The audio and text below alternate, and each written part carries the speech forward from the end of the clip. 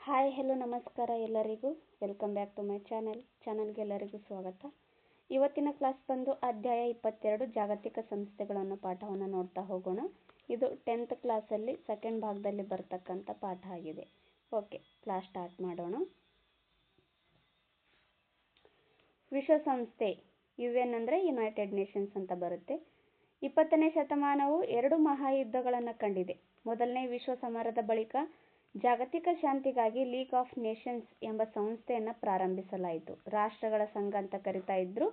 ಇದು ಫಸ್ಟ್ ಮಹಾಯುದ್ಧ ಆಗುತ್ತಲ್ಲ, ಮೊದಲನೇ ಮಹಾಯುದ್ಧ ಆದ ನಂತರ ಸ್ಥಾಪನೆ ಮಾಡ್ತಾರೆ ಲೀಗ್ ಆಫ್ ನೇಷನ್ಸ್.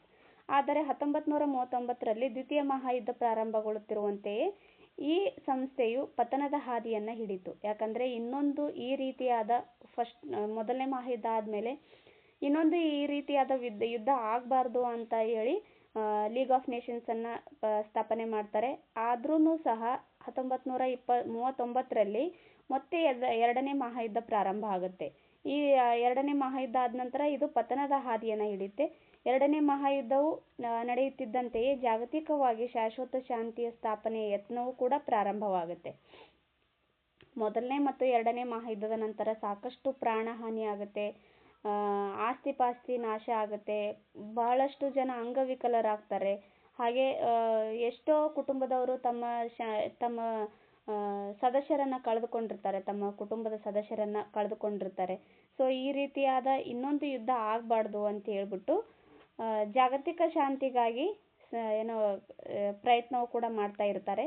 ಇಂಗ್ಲೆಂಡಿನ ಅಂದಿನ ಪ್ರಧಾನಿಯಾಗಿದ್ದ ವಿನ್ಸ್ಟನ್ ಚರ್ಚಿಲ್, ರಷ್ಯಾದ ಅಂದಿನ ಅಧ್ಯಕ್ಷರಾಗಿರ್ತಕ್ಕಂಥ ಜೋಸೆಫ್ ಸ್ಟಾಲಿನ್ ಹಾಗೂ ಅಮೆರಿಕದ ಅಂದಿನ ಅಧ್ಯಕ್ಷರಾಗಿರ್ತಕ್ಕಂಥ ಫ್ರಾಂಕ್ಲಿನ್ ಡಿ ರೂಸ್ವೆಲ್ಟ್ ಜಾಗತಿಕ ಶಾಂತಿ ಸ್ಥಾಪನೆಗಾಗಿ ವಿಶ್ವಮಟ್ಟದ ಸಂಸ್ಥೆಯ ಸ್ಥಾಪನೆಗೆ ಮುಂದಾದರು.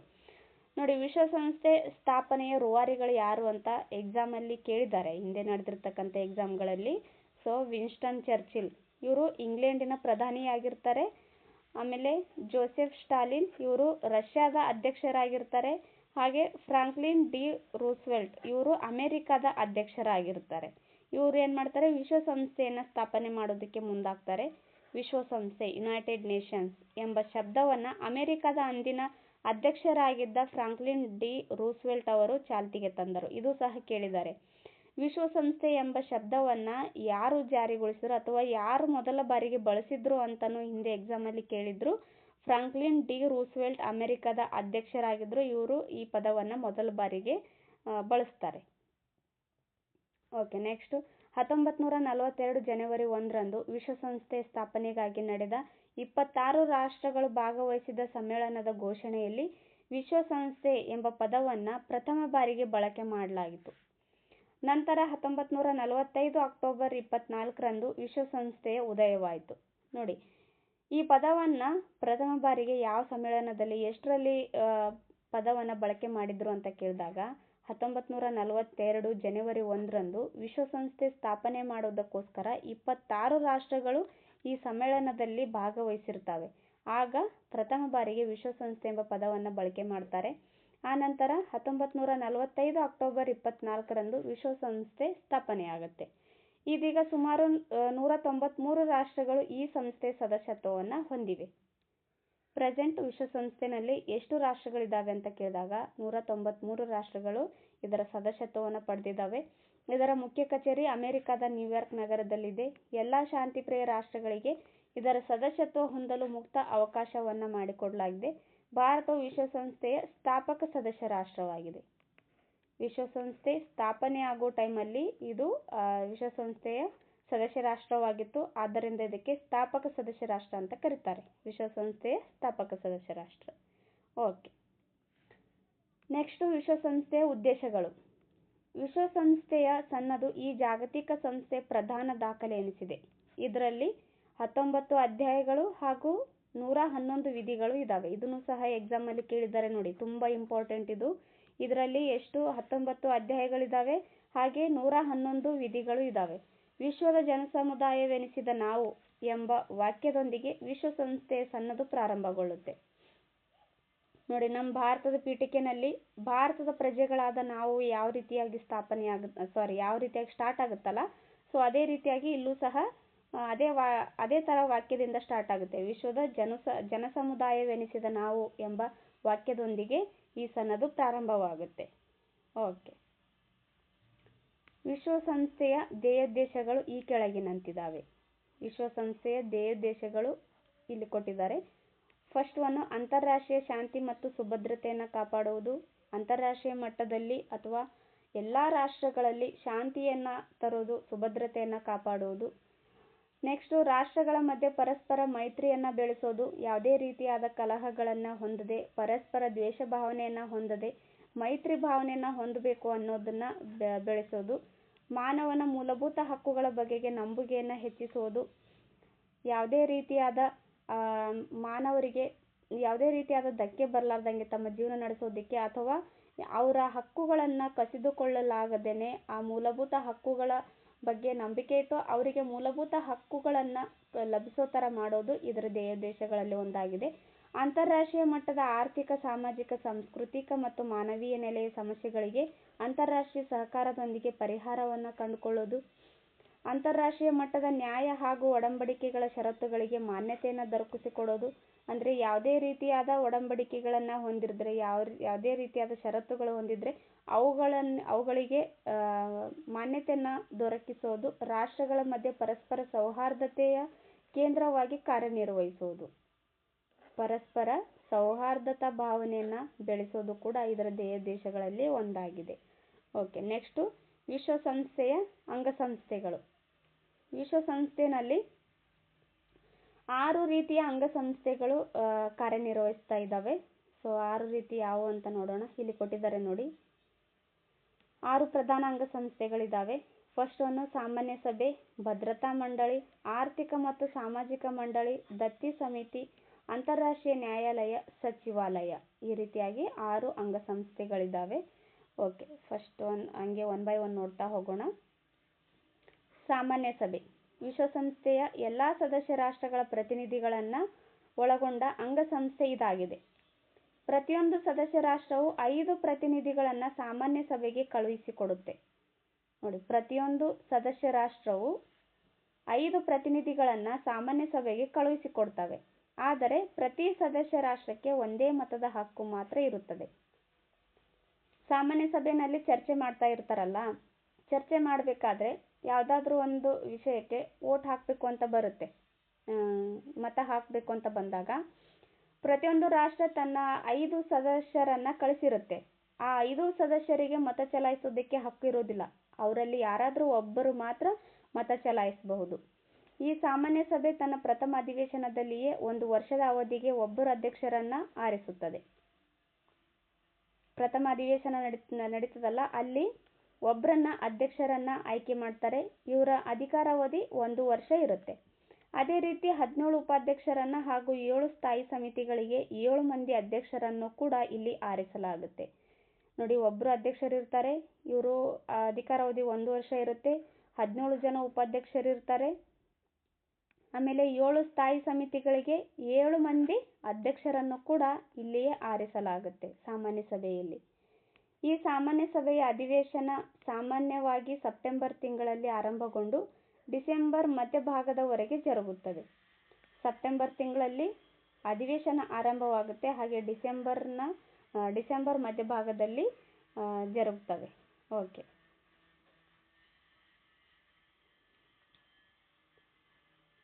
ಒಂದು ನಿಮಿಷ.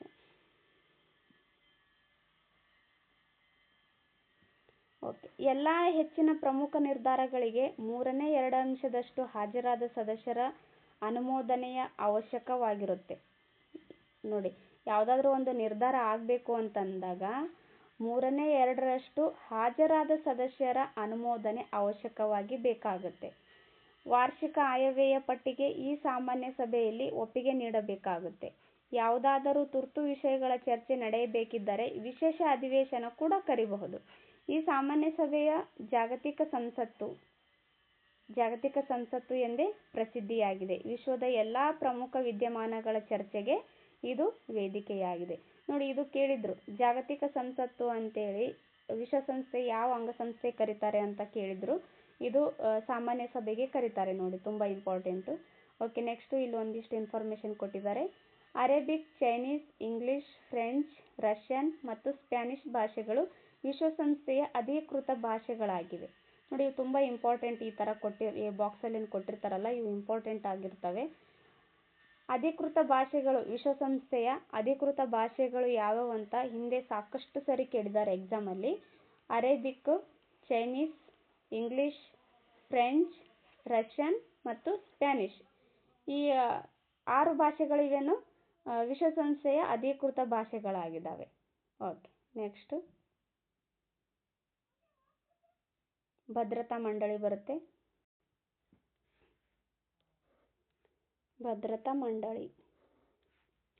ಭದ್ರತಾ ಮಂಡಳಿಯನ್ನು ವಿಶ್ವಸಂಸ್ಥೆಯ ಕಾರ್ಯಾಂಗ ಅಥವಾ ಸಚಿವ ಸಂಪುಟವೆಂದು ಕರೆಯಬಹುದಾಗಿದೆ.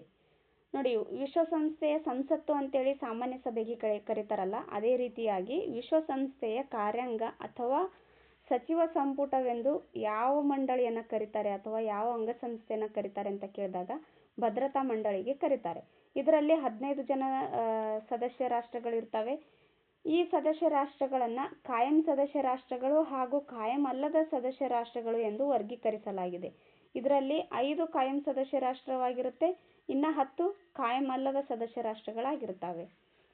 ಅಮೆರಿಕ ಸಂಯುಕ್ತ ಸಂಸ್ಥಾನ, ಚೀನಾ, ಫ್ರಾನ್ಸ್, ರಷ್ಯಾ ಮತ್ತು ಯುನೈಟೆಡ್ ಕಿಂಗ್ಡಮ್ ಈ 5 ರಾಷ್ಟ್ರಗಳು ಕಾಯಂ ಸದಸ್ಯ ರಾಷ್ಟ್ರಗಳಾಗಿದ್ದಾವೆ. ನೋಡಿ, ಇದು ಸಹ ಕೇಳಿದ್ದಾರೆ. ಭದ್ರತಾ ಮಂಡಳಿಯಲ್ಲಿ ಕಾಯಂ ಸದಸ್ಯ ರಾಷ್ಟ್ರಗಳು ಯಾವ್ಯಾವು ಅಂತ: ಅಮೆರಿಕ ಸಂಯುಕ್ತ ಸಂಸ್ಥಾನ, China, France, Russia, United Kingdom ಅಥವಾ UK. ಇವೇನು 5 ರಾಷ್ಟ್ರಗಳು ಕಾಯಂ ಸದಸ್ಯತ್ವವನ್ನು ಹೊಂದಿರ್ತವೆ. ಈ ಕಾಯಂ ಸದಸ್ಯ ರಾಷ್ಟ್ರಗಳಿಗೆ ವೀಟೋ ಅಧಿಕಾರವಿರುತ್ತೆ. ಈ 5 ರಾಷ್ಟ್ರಗಳಿಗೆ ವೀಟೋ ಪವರ್ ಇರುತ್ತೆ, ಬಟ್ ಇನ್ನು ಉಳಿದ 10 ರಾಷ್ಟ್ರಗಳಿಗೆ ವೀಟೋ ಪವರ್ ಇರೋದಿಲ್ಲ.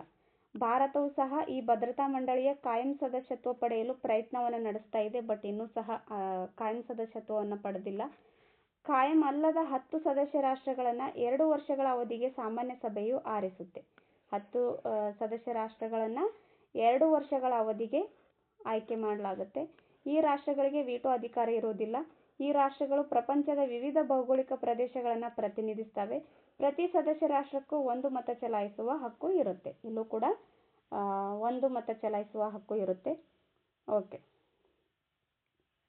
ನೋಡಿ, ಈ ವೀಟೋ ಅಧಿಕಾರ ಯಾವ ರಾಷ್ಟ್ರಗಳಿಗೆ ಇದ್ದಾವೆ ಅಂತ ಕೇಳ್ತಾ ಇರ್ತಾರೆ ಎಕ್ಸಾಮಲ್ಲಿ. ಈ 5 ಕಾಯಂ ಸದಸ್ಯ ರಾಷ್ಟ್ರಗಳಿರ್ತಾವಲ್ಲ, ಅವಕ್ಕೆ ಮಾತ್ರ ಇರ್ತವೆ. ನೋಡಿ, ಇದು 5 ಸದಸ್ಯ ರಾಷ್ಟ್ರಗಳೇನು ಹೊಂದಿರ್ತಾವಲ್ಲ ವೀಟೋ ಪವರ್, ಇದರಿಂದಾಗಿ ಎಷ್ಟೋ ಚರ್ಚೆಗಳು ಇನ್ನೂ ಪೂರ್ಣ ಪ್ರಮಾಣದಲ್ಲಿ ಮಾನ್ಯತೆಯನ್ನು ಪಡೆದಿಲ್ಲ. ಮೀನ್ಸ್ ಯಾವುದಾದ್ರೂ ಒಂದು ಚರ್ಚೆ ನಡೀತಾ ಇದೆ ಅಂತ ಇಟ್ಕೊಳ್ಳೋಣ. ಅದೇನಾದರೂ ನಿರ್ಧಾರ ಕೈಗೊಳ್ಳಬೇಕು ಅಂತಂದರೆ 5 ರಾಷ್ಟ್ರಗಳು ಸಮ್ಮತಿಯನ್ನು ಕೊಡಬೇಕು. ಯಾವುದಾದ್ರೂ ಒಂದು ರಾಷ್ಟ್ರ ಅದಕ್ಕೆ ಅನುಮತಿ ಕೊಡಲಿಲ್ಲ ಅಂತಂದಾಗ ಆ ಚರ್ಚೆಯಾಗೇ ಉಳಿದ್ಬಿಡುತ್ತೆ. ಅಂದರೆ ಜಾರಿಗೆ ಬರೋದಿಲ್ಲ. ಯಾವುದಾದ್ರೂ ನಿರ್ಧಾರ ಕೈಗೊಳ್ಳಬೇಕಾದ್ರೆ ಈ ವೀಟೋ ಪವರ್ ಬೇಕಾಗುತ್ತೆ. ಆದ್ದರಿಂದ ಈ ಭದ್ರತಾ ಮಂಡಳಿಯಲ್ಲಿ 5 ಸದಸ್ಯ ರಾಷ್ಟ್ರ ಕಾಯಂ ಸದಸ್ಯತ್ವ ಹೊಂದಿರ್ತಾವಲ್ಲ, ಇದರ ಜೊತೆಗೆ ಇನ್ನೂ ಹೆಚ್ಚಿನ ರಾಷ್ಟ್ರಗಳು ಇರಬೇಕು ಅಂತ ಅನ್ನೋದು ನನ್ನ ಅನಿಸಿಕೆ. ಯಾಕಂದರೆ ಹೆಚ್ಚಿನ ರಾಷ್ಟ್ರಗಳಿದ್ದಾಗ ಮಾತ್ರ ಯಾವುದಾದ್ರೂ ಒಂದು ನಿರ್ಧಾರ ಕೈಗೊಳ್ಳೋದಕ್ಕೆ ಸಾಧ್ಯ ಆಗುತ್ತೆ. ಆಮೇಲೆ ಇದೇನು ವೀಟೋ ಪವರ್ ಅಂತ ಇರುತ್ತಲ್ಲ, ಯಾವುದಾದ್ರೂ ಒಂದು ರಾಷ್ಟ್ರ ಅನುಮತಿ ಕೊಡಲಿಲ್ಲ ಅಂದರೆ ಅದು ಕ್ಯಾನ್ಸಲ್ ಆಗೋ ಸಾಧ್ಯತೆ ಇರುತ್ತಲ್ಲ, ಆ ರೀತಿಯಾಗಿರಬಾರ್ದು. ಬಹುಮತ ಅಂತ ಇರುತ್ತಲ್ಲ, ಆ ರೀತಿಯಾದ ಬಹುಮತದ ಆಧಾರದ ಮೇಲೆ ಚರ್ಚೆಗಳು ನಡೆದಾಗ ಮಾತ್ರ ನಿರ್ಧಾರ ಕೈಗೊಳ್ಳೋದಕ್ಕೆ ಸಾಧ್ಯ ಆಗುತ್ತೆ. ಓಕೆ, ನೆಕ್ಸ್ಟ್ ನೋಡೋಣ. ಜಾಗತಿಕ ಸಮಸ್ಯೆಗಳಿಗೆ ಶಾಂತಿಯುತ ಪರಿಹಾರಕ್ಕಾಗಿ ಭದ್ರತಾ ಸಮಿತಿಯು ಪ್ರಯತ್ನಿಸುತ್ತಿದೆ. ಅವಶ್ಯಕವಿದ್ದರೆ ವಿಶ್ವಸಂಸ್ಥೆಯ ಶಾಂತಿ ಪಾಲನಾ ಪಡೆಯನ್ನು IPKF international piece keeping force ಅಂತಾರಾಷ್ಟ್ರೀಯ ಶಾಂತಿ ಹಾಗೂ ಸುವ್ಯವಸ್ಥೆಗೆ ನಿಯೋಜಿಸುತ್ತದೆ. ಅಂತಾರಾಷ್ಟ್ರೀಯ ನ್ಯಾಯಾಲಯದ ನ್ಯಾಯಾಧೀಶರನ್ನು ಇದು ನೇಮಕ ಮಾಡುತ್ತದೆ ಹಾಗೂ ವಿಶ್ವಸಂಸ್ಥೆಯ ಮಹಾಕಾರ್ಯದರ್ಶಿ ಹುದ್ದೆಯ ಉಮೇದುವಾರಿಕೆಗೆ ಹೆಸರನ್ನು ಕೂಡ ಇದೇ ಸೂಚಿಸುತ್ತದೆ. ನೋಡಿ, ಇದನ್ನು ಸಹ ಕೇಳಿದ್ರು. ಅಂತಾರಾಷ್ಟ್ರೀಯ ನ್ಯಾಯಾಲಯಕ್ಕೆ ನ್ಯಾಯಾಧೀಶರನ್ನು ಎಲ್ಲಿ ನೇಮಕ ಮಾಡಲಾಗುತ್ತೆ ಅಂತ. ಆಮೇಲೆ ಇದು ಕೂಡ ಮಹಾಕಾರ್ಯದರ್ಶಿಯವರ ಹೆಸರನ್ನು ಯಾರು ಸೂಚಿಸ್ತಾರೆ ಅಂತ ಎಲ್ಲನೂ ಕೂಡ ಭದ್ರತಾ ಮಂಡಳಿಯಲ್ಲೇ ನಡೆಯುತ್ತೆ. ನೋಡಿ, ತುಂಬ ಇಂಪಾರ್ಟೆಂಟ್, ಇದು ನೆನಪಲ್ಲಿ ಇಟ್ಕೊಳ್ರಿ. ಓಕೆ,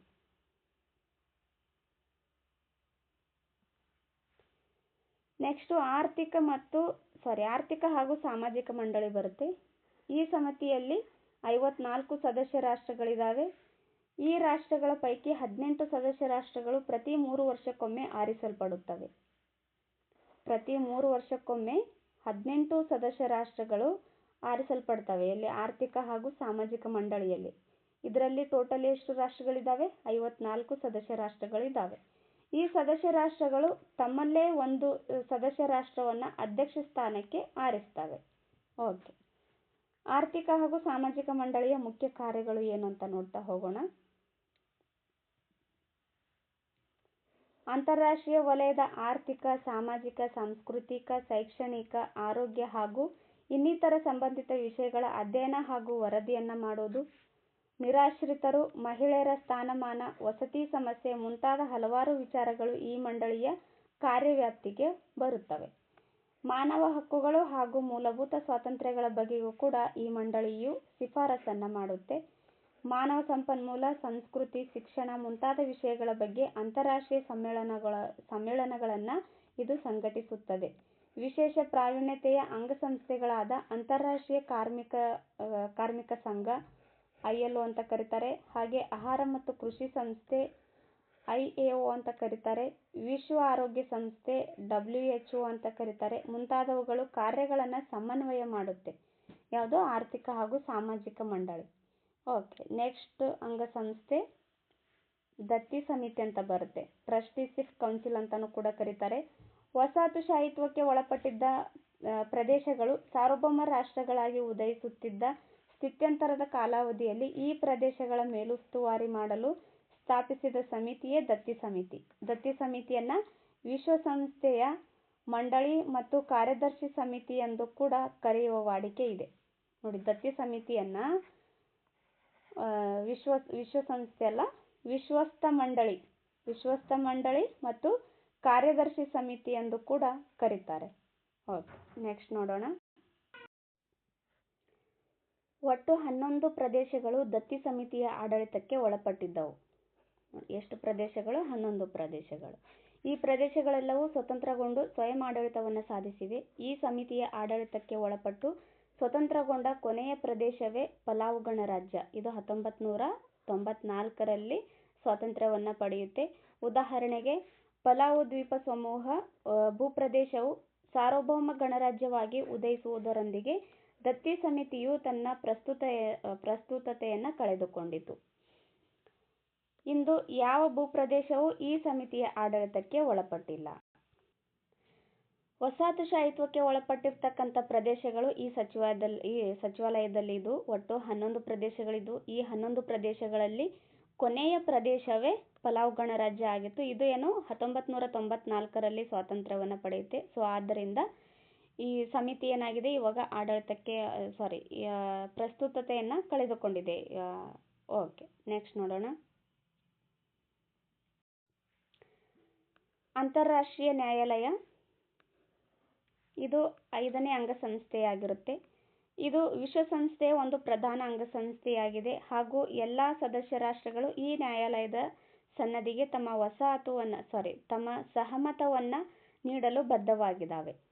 ಈ ನ್ಯಾಯಾಲಯದಲ್ಲಿ 15 ಮಂದಿ ನ್ಯಾಯಾಧೀಶರಿರ್ತಾರೆ. ನೋಡಿ, ಅಂತಾರಾಷ್ಟ್ರೀಯ ನ್ಯಾಯಾಲಯ ಇದು ಕೂಡ ವಿಶ್ವಸಂಸ್ಥೆಯ ಅಂಗಸಂಸ್ಥೆಯಲ್ಲಿ ಬರ್ತಕ್ಕಂಥ ಒಂದು ಅಂಗಸಂಸ್ಥೆಯಾಗಿದೆ. ಇದು ವಿಶ್ವಸಂಸ್ಥೆಯಲ್ಲಿ ಯಾವೆಲ್ಲ ಸದಸ್ಯ ರಾಷ್ಟ್ರಗಳಿದಾವಲ್ಲ, ಆ ಎಲ್ಲ ಸದಸ್ಯ ರಾಷ್ಟ್ರಗಳು ಈ ನ್ಯಾಯಾಲಯದ ಸನ್ನದ್ಧಿಗೆ ತಮ್ಮ ಸಹಮತವನ್ನು ನೀಡಿ ಬದ್ಧವಾಗಿದ್ದಾವೆ. ಈ ನ್ಯಾಯಾಲಯದಲ್ಲಿ ಒಟ್ಟು 15 ಮಂದಿ ನ್ಯಾಯಾಧೀಶರಿರ್ತಾರೆ. ಇದು ಹಿಂದೆ ಎಕ್ಸಾಮಲ್ಲಿ ಕೇಳಿದ್ದಾರೆ. ಹಾಗೆ ಇವರ ಅಧಿಕಾರಾವಧಿ ಎಷ್ಟಂತನೂ ಕೇಳಿದ್ದಾರೆ. ಇವರ ಅಧಿಕಾರಾವಧಿ 9 ವರ್ಷಗಳಾಗಿರ್ತವೆ. ಇವರು ಮರು ಆಯ್ಕೆಗೆ ಅರ್ಹರಾಗಿರ್ತಾರೆ. ಅಂದರೆ ಈ ಪ್ರೆಸೆಂಟ್ ಒಬ್ಬರು ನ್ಯಾಯಾಧೀಶರು ಇರ್ತಾರಲ್ಲ, ಅವರು 9 ವರ್ಷ ಮುಗಿದಾದ್ಮೇಲೆ ಮತ್ತೆ ಮರು ಆಯ್ಕೆಗೆ ಅವರು ಅರ್ಹರಾಗಿರ್ತಾರೆ. ಮತ್ತೇನೋ ಅವರು ಆಯ್ಕೆ ಆಗಬಹುದು ಅಂತಾರಾಷ್ಟ್ರೀಯ ನ್ಯಾಯಾಲಯದ ನ್ಯಾಯಾಧೀಶರಾಗಿ. ನೆದರ್ಲ್ಯಾಂಡಿನ ಹೇಗ್ ನಗರದಲ್ಲಿ ಈ ನ್ಯಾಯಾಲಯದ ಕೇಂದ್ರ ಕಚೇರಿ ಇದೆ. ಇದು ಸಹ ಕೇಳಿದ್ದಾರೆ, ಇದರ ಕೇಂದ್ರ ಕಚೇರಿ ಎಲ್ಲಿದೆ ಅಂತ. ಈ ನ್ಯಾಯಾಲಯದ ಅಧ್ಯಕ್ಷ ಹಾಗೂ ಉಪಾಧ್ಯಕ್ಷರನ್ನ 3 ವರ್ಷಗಳ ಅವಧಿಗೆ ಈ ನ್ಯಾಯಾಲಯದ ನ್ಯಾಯಾಧೀಶರೇ ಆರಿಸುತ್ತಾರೆ. ನೋಡಿ, ಇವರ ಅಧಿಕಾರಾವಧಿ 9 ವರ್ಷಗಳು. ಹಾಗೆ ನ್ಯಾಯಾಲಯದ ಅಧ್ಯಕ್ಷ ಹಾಗೂ ಉಪಾಧ್ಯಕ್ಷರಂತ ಇರ್ತಾರಲ್ಲ, ಅವರು 3 ವರ್ಷಗಳ ಅವಧಿಗೆ ಈ ನ್ಯಾಯಾಲಯದ ನ್ಯಾಯಾಧೀಶರೇ ಆರಿಸ್ತಾರೆ. ಅಂತಾರಾಷ್ಟ್ರೀಯ ನ್ಯಾಯಾಲಯದ ನ್ಯಾಯಾಧೀಶರು ಬಹುಮತದ ಆಧಾರದ ಮೇಲೆ ನಿರ್ಣಯಗಳನ್ನು ಕೈಗೊಳ್ಳುತ್ತಾರೆ. ನ್ಯಾಯ ತೀರ್ಪುಗಳ ಜೊತೆಗೆ ಕಾನೂನು ವಿಚಾರದಲ್ಲಿ ಇದು ಯೋಗ್ಯ ಸಲಹೆಯನ್ನು ಕೂಡ ನೀಡುತ್ತೆ. ಓಕೆ, ಇದು ನೆನಪಲ್ಲಿ ಇಟ್ಕೊಳ್ರಿ. ವಿಶ್ವಸಂಸ್ಥೆಯ ಎಲ್ಲ ಸದಸ್ಯ ರಾಷ್ಟ್ರಗಳು ಈ ಅಂತಾರಾಷ್ಟ್ರೀಯ ನ್ಯಾಯಾಲಯದ ಸನ್ನದ್ಧಿಗೆ ಸಹಮತವನ್ನು ಕೊಡ್ತವೆ. ಆಮೇಲೆ ಇದರಲ್ಲಿ 15 ಮಂದಿ ನ್ಯಾಯಾಧೀಶರು ಇರ್ತಾರೆ. ಹಾಗೆ ಅವರ ಅಧಿಕಾರಾವಧಿ 9 ವರ್ಷಗಳಾಗಿರುತ್ತೆ. ಅಧ್ಯಕ್ಷ ಮತ್ತು ಉಪಾಧ್ಯಕ್ಷರು ಅಂತ ಬಂದಾಗ ಅವರ ಅಧಿಕಾರಾವಧಿ 3 ವರ್ಷ ಆಗಿರುತ್ತೆ. ಇವರನ್ನ ಆ ನ್ಯಾಯಾಲಯದ ನ್ಯಾಯಾಧೀಶರೇ ಇವರನ್ನ ಆರಿಸ್ತಾರೆ ಅಧ್ಯಕ್ಷ ಮತ್ತು ಉಪಾಧ್ಯಕ್ಷರಾಗಿ. ಓಕೆ, ನೆಕ್ಸ್ಟು ಈ ನ್ಯಾಯ ತೀರ್ಪುಗಳ ಜೊತೆಗೆ ಕಾನೂನು ವಿಚಾರದಲ್ಲೂ ಕೂಡ ಇದು ಯೋಗ್ಯ ಸಲಹೆಯನ್ನು ನೀಡುತ್ತೆ. ಇಷ್ಟು ನೆನಪಲ್ಲಿ ಇಟ್ಕೊಳ್ರಿ. ಓಕೆ, ನೆಕ್ಸ್ಟು ನೈತಿಕ ಹಾಗೂ ವೈಚಾರಿಕ ನೆಲೆಗಟ್ಟಿನ ಮೇಲೆ ಈ ನ್ಯಾಯಾಲಯದ ನಿರ್ಣಯಗಳು ಮಹತ್ವ ಹೊಂದಿದ್ದಾವೆ. ಆದರೆ ಈ ನ್ಯಾಯಾಲಯದ ತೀರ್ಪುಗಳನ್ನು ಕಡ್ಡಾಯವಾಗಿ ಯಾವ ದೇಶಕ್ಕೂ ಕೂಡ ಅನ್ವಯಿಸುವಂತಿಲ್ಲ. ಈ ಎಲ್ಲ ಇತಿಮಿತಿಗಳ ಮಧ್ಯೆಯೂ ಅಂತಾರಾಷ್ಟ್ರೀಯ ಶಾಂತಿ ಹಾಗೂ ಸುಭದ್ರತೆಗೆ ಈ ನ್ಯಾಯಾಲಯವು ತನ್ನದೇ ಆದ ಕೊಡುಗೆಯನ್ನು ನೀಡಿದೆ. ನೋಡಿ, ಕಡ್ಡಾಯವಾಗಿ ಎಲ್ಲ ದೇಶಗಳು ಇದರ ತೀರ್ಪುಗಳನ್ನು ಅನುಸರಿಸಬೇಕು ಅಂತ ಬಂದಾಗ ಯಾವ ದೇಶದಲ್ಲೂ ಕೂಡ ಗಲಭೆಗಳಾಗೋದಿಲ್ಲ. ಒಂದು ದೇಶ ಇನ್ನೊಂದು ದೇಶದ ಜೊತೆ ಯಾವುದೇ ವೈಮನಸ್ಸನ್ನು ಹೊಂದೋದಿಲ್ಲ. ಸೊ ಇದು ಕಡ್ಡಾಯವಾಗಿ ಯಾವ ದೇಶಕ್ಕೂ ಕೂಡ ಅನ್ವಯಿಸುವಂತಿಲ್ಲ ಅನ್ನೋದ್ರಿಂದಾನೇ ಇದರ ತೀರ್ಪುಗಳನ್ನು ಕೆಲವೊಂದು ದೇಶಗಳು ಒಪ್ಪೋದಿಲ್ಲ. ಸೊ ಆವಾಗ ಆ ದೇಶಗಳು ಬೇರೆ ದೇಶಗಳೊಂದಿಗೆ ಯಾವುದೇ ರೀತಿಯಾದ ಯುದ್ಧಗಳನ್ನು ಮಾಡಬಹುದು, ವೈಮನಸ್ಸನ್ನು ಇಟ್ಕೋಬಹುದು. ಆ ದೇಶದಲ್ಲಿ ಯಾವುದೇ ರೀತಿಯಾದ ಮಾನವ ಹಕ್ಕುಗಳ ಹಾನಿ ಆಗ್ಬೋದು. ಸೊ ಹಾಗಾಗಿ ಇಷ್ಟೆಲ್ಲ ಇತಿಮಿತಿ ಇದ್ರೂ ಕೂಡ ಅಂತಾರಾಷ್ಟ್ರೀಯ ಶಾಂತಿ ಹಾಗೂ ಸುಭದ್ರತೆಗೆ ಈ ನ್ಯಾಯಾಲಯ ತನ್ನದೇ ಆದ ಕೊಡುಗೆಯನ್ನು ನೀಡ್ತಾ ಬಂದಿದೆ. ಓಕೆ, ನಿಮಗಿದು ತಿಳಿದಿರಲಿ ಅಂತ ಕೊಟ್ಟಿದ್ದಾರೆ ಇದು ಇನ್ಫಾರ್ಮೇಷನ್ನು. ಬೆನಗಲ್ ನರಸಿಂಗರಾವ್ ಅಂತಾರಾಷ್ಟ್ರೀಯ ನ್ಯಾಯಾಲಯದ ನ್ಯಾಯಾಧೀಶರಾಗಿದ್ದ ಮೊದಲ ಭಾರತೀಯರಾಗಿದ್ದಾರೆ. ನೋಡಿ, ಇದು ಸಹ ಕೇಳಿದ್ದಾರೆ. ಅಂತಾರಾಷ್ಟ್ರೀಯ ನ್ಯಾಯಾಲಯದ ನ್ಯಾಯಾಧೀಶರಾಗಿದ್ದ ಮೊದಲ ಭಾರತೀಯ ಯಾರು ಅಂತ. ಬೆನಗಲ್ ನರಸಿಂಗರಾವ್ ಇವರು ಈ ಅಂತಾರಾಷ್ಟ್ರೀಯ ನ್ಯಾಯಾಲಯದ ಮೊದಲ ನ್ಯಾಯಾಧೀಶರಾಗಿದ್ದರು. ಇವರು ಕರ್ನಾಟಕದ ಮಂಗಳೂರಿನವರಾಗಿದ್ದರು. ನೋಡಿ, ನಮ್ಮ ಕರ್ನಾಟಕದವರು ಅಂತಾರಾಷ್ಟ್ರೀಯ ನ್ಯಾಯಾಲಯದ ನ್ಯಾಯಾಧೀಶರಾಗಿರೋದು ತುಂಬ ಹೆಮ್ಮೆಯ ಸಂಗತಿ. ಇವರು ಮಂಗಳೂರಿನವರು, ನೋಡಿ ನೆನಪಲ್ಲಿಟ್ಕೊಳ್ರಿ. ನಾಗೇಂದ್ರ ಸಿಂಗ್ ರವರು ಅಂತಾರಾಷ್ಟ್ರೀಯ ನ್ಯಾಯಾಲಯದ ಅಧ್ಯಕ್ಷರಾಗಿದ್ದ ಮೊದಲ ಭಾರತೀಯ. ನೋಡಿ, ಬೆನಗಲ್ ನರಸಿಂಗರಾವ್ ಅವರು ನ್ಯಾಯಾಧೀಶರಾಗಿದ್ದರು. ನ್ಯಾಯಾಧೀಶರು ಅಂತಂದರೆ ಇದೇನು ಅಧ್ಯಕ್ಷರು ಮತ್ತು ಉಪಾಧ್ಯಕ್ಷರು ಆದಮೇಲೆ ಇತರ ಸದಸ್ಯರ ಥರ ಬರ್ತಾರಲ್ಲ, ಸೊ ಆ ಥರ ಇವರು ನ್ಯಾಯಾಧೀಶರಾಗಿದ್ದರು. ಈ ನಾಗೇಂದ್ರ ಸಿಂಗ್ ರವರು ಇದರ ಮೊದಲ ಅಧ್ಯಕ್ಷರಾಗಿದ್ದರು. ನೋಡಿ, ಅಂದರೆ ನಾಗೇಂದ್ರ ಸಿಂಗ್ ರವರು ಅಂತಾರಾಷ್ಟ್ರೀಯ ನ್ಯಾಯಾಲಯದ ಅಧ್ಯಕ್ಷರಾಗಿದ್ದ ಮೊದಲ ಭಾರತೀಯರಾಗಿದ್ದಾರೆ. ರಘುನಂದನ್ ಸ್ವರೂಪ್ ಪಾಠಕ್ ಮತ್ತು ದಲ್ವೀರ್ ಭಂಡಾರಿ ಇವರು ಅಂತಾರಾಷ್ಟ್ರೀಯ ನ್ಯಾಯಾಲಯದ ನ್ಯಾಯಾಧೀಶರಾಗಿ ಕರ್ತವ್ಯ ನಿರ್ವಹಿಸಿದ ಭಾರತೀಯರಾಗಿದ್ದಾರೆ. ನಾಗೇಂದ್ರ ಸಿಂಗ್ ರವರು ಅಧ್ಯಕ್ಷರಾಗಿರ್ತಕ್ಕಂಥ ಮೊದಲ ಭಾರತೀಯ. ಬೆನಗಲ್ ನರಸಿಂಗರಾವ್ ಇವರು ಇದು ನ್ಯಾಯಾಧೀಶರಾಗಿರ್ತಕ್ಕಂಥ ಮೊದಲ ಭಾರತೀಯ. ಹಾಗೆ ಇವರು ಕರ್ನಾಟಕದವರು ಅನ್ನೋದು ನಮ್ಮ ಕರ್ನಾಟಕದ ಹೆಮ್ಮೆಯ ಸಂಗತಿ. ಆಮೇಲೆ ಇನ್ನೂ ಇಬ್ಬರು ಬರ್ತಾರೆ, ರಘುನಂದನ್ ಸ್ವರೂಪ್ ಪಾಠಕ್ ಮತ್ತು ದಲ್ವೀರ್ ಭಂಡಾರಿ. ಇವರು ಕೂಡ ಈ ಅಂತಾರಾಷ್ಟ್ರೀಯ ನ್ಯಾಯಾಲಯದ ನ್ಯಾಯಾಧೀಶರಾಗಿ ಕರ್ತವ್ಯವನ್ನು ನಿರ್ವಹಿಸಿದ್ದಾರೆ. ಪ್ರಸ್ತುತ ದಲ್ವೀರ್ ಭಂಡಾರಿಯವರು 2ನೇ ಅವಧಿಗೆ ನ್ಯಾಯಾಲಯದ ನ್ಯಾಯಾಧೀಶರಾಗಿ ಕರ್ತವ್ಯವನ್ನು ನಿರ್ವಹಿಸ್ತಾ ಇದ್ದಾರೆ. 2ನೇ ಬಾರಿಗೆ ಆಯ್ಕೆಯಾಗಿರ್ತಕ್ಕಂಥ ಭಾರತೀಯ ಯಾರು ಅಂತ ಕೇಳಿದಾಗ ದಲ್ವೀರ್ ಭಂಡಾರಿ ಅನ್ನೋದು ನೆನಪಲ್ಲಿರಲಿ. ಓಕೆ, ನೆಕ್ಸ್ಟು ಸಚಿವಾಲಯ. ಇದು ಕೊನೆಯ ಅಂಗಸಂಸ್ಥೆ. ವಿಶ್ವಸಂಸ್ಥೆಯ ಅಂಗಸಂಸ್ಥೆಗಳಲ್ಲಿ ಇದು ಕೊನೆಯದಾಗಿದೆ ಸಚಿವಾಲಯ. ಮಹಾಕಾರ್ಯದರ್ಶಿ ಹಾಗೂ ವಿಶ್ವಸಂಸ್ಥೆಯ ಸಿಬ್ಬಂದಿ ವರ್ಗ ಈ ಅಂಗಸಂಸ್ಥೆಗೆ ಸೇರಿದ್ದಾರೆ. ಮಹಾಕಾರ್ಯದರ್ಶಿಯವರು ಈ ಸಚಿವಾಲಯದ ಮುಖ್ಯಸ್ಥರು ಎನಿಸಿದ್ದಾರೆ. ಇವರನ್ನು ಭದ್ರತಾ ಸಮಿತಿಯ ಶಿಫಾರಸ್ಸಿನ ಮೇರೆಗೆ ಸಾಮಾನ್ಯ ಸಭೆಯು 5 ವರ್ಷಗಳ ಅವಧಿಗೆ ಆರಿಸ್ತಾರೆ. ನೋಡಿ, ಸಾಮಾನ್ಯ ಸಭೆಯಲ್ಲಿ ವಿಶ್ವಸಂಸ್ಥೆಯ ಕಾರ್ಯದರ್ಶಿಯವರನ್ನು ನೇಮಕ ಮಾಡಲಾಗುತ್ತೆ. ಅಂದರೆ ಅವರ ಹೆಸರನ್ನು ಸೂಚಿಸ್ತಾರೆ ಅಲ್ಲಿ. ಆಮೇಲೆ ಇವರು ಅಧ್ಯಕ್ಷರಾಗಿ ಕಾರ್ಯನಿರ್ವಹಿಸ್ತಾರೆ. ಇವರ ಅಧಿಕಾರಾವಧಿ 5 ವರ್ಷಗಳಿರುತ್ತೆ. ಸಾಮಾನ್ಯ ಸಭೆಯಲ್ಲಿ ಅಲ್ಲ, ಭದ್ರತಾ ಸಮಿತಿಯ ಶಿಫಾರಸ್ಸಿನ ಮೇರೆಗೆ ಸಾಮಾನ್ಯ ಸಭೆಯು 5 ವರ್ಷಗಳ ಅವಧಿಗೆ ಇವರನ್ನು ಆರಿಸ್ತಾರೆ. ಇದರ ಪ್ರಧಾನ ಕಾರ್ಯಾಲಯವು ನ್ಯೂಯಾರ್ಕ್ನಲ್ಲಿದ್ದು, ಜಿನೆವಾ ಅಂದರೆ ಸ್ವಿಟ್ಜರ್ಲೆಂಡ್ ದೇಶದಲ್ಲಿ ಬರುತ್ತೆ, ವಿಯೆನ್ನಾ ಆಸ್ಟ್ರಿಯಾ ದೇಶದಲ್ಲಿ ಬರುತ್ತೆ ಹಾಗೂ ನೈರೋಬಿ ಇದು ಕೀನ್ಯಾ ದೇಶದಲ್ಲಿ ಬರುತ್ತೆ. ಇವುಗಳಲ್ಲಿ ಇದರ ಶಾಖೆಗಳಿದ್ದಾವೆ. ದಿನನಿತ್ಯದ ಆಡಳಿತಾತ್ಮಕ ಕಾರ್ಯಯೋಜನೆ ಹಾಗೂ ಸಾಂಸ್ಥಿಕ ಕಾರ್ಯಗಳು ಈ ಸಚಿವಾಲಯದ ಕಾರ್ಯವ್ಯಾಪ್ತಿಗೆ ಬರುತ್ತೆ.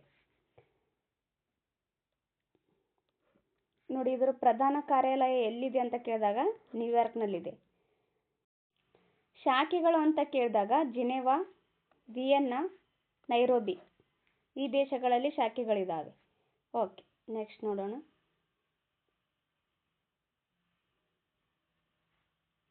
ನೋಡಿ,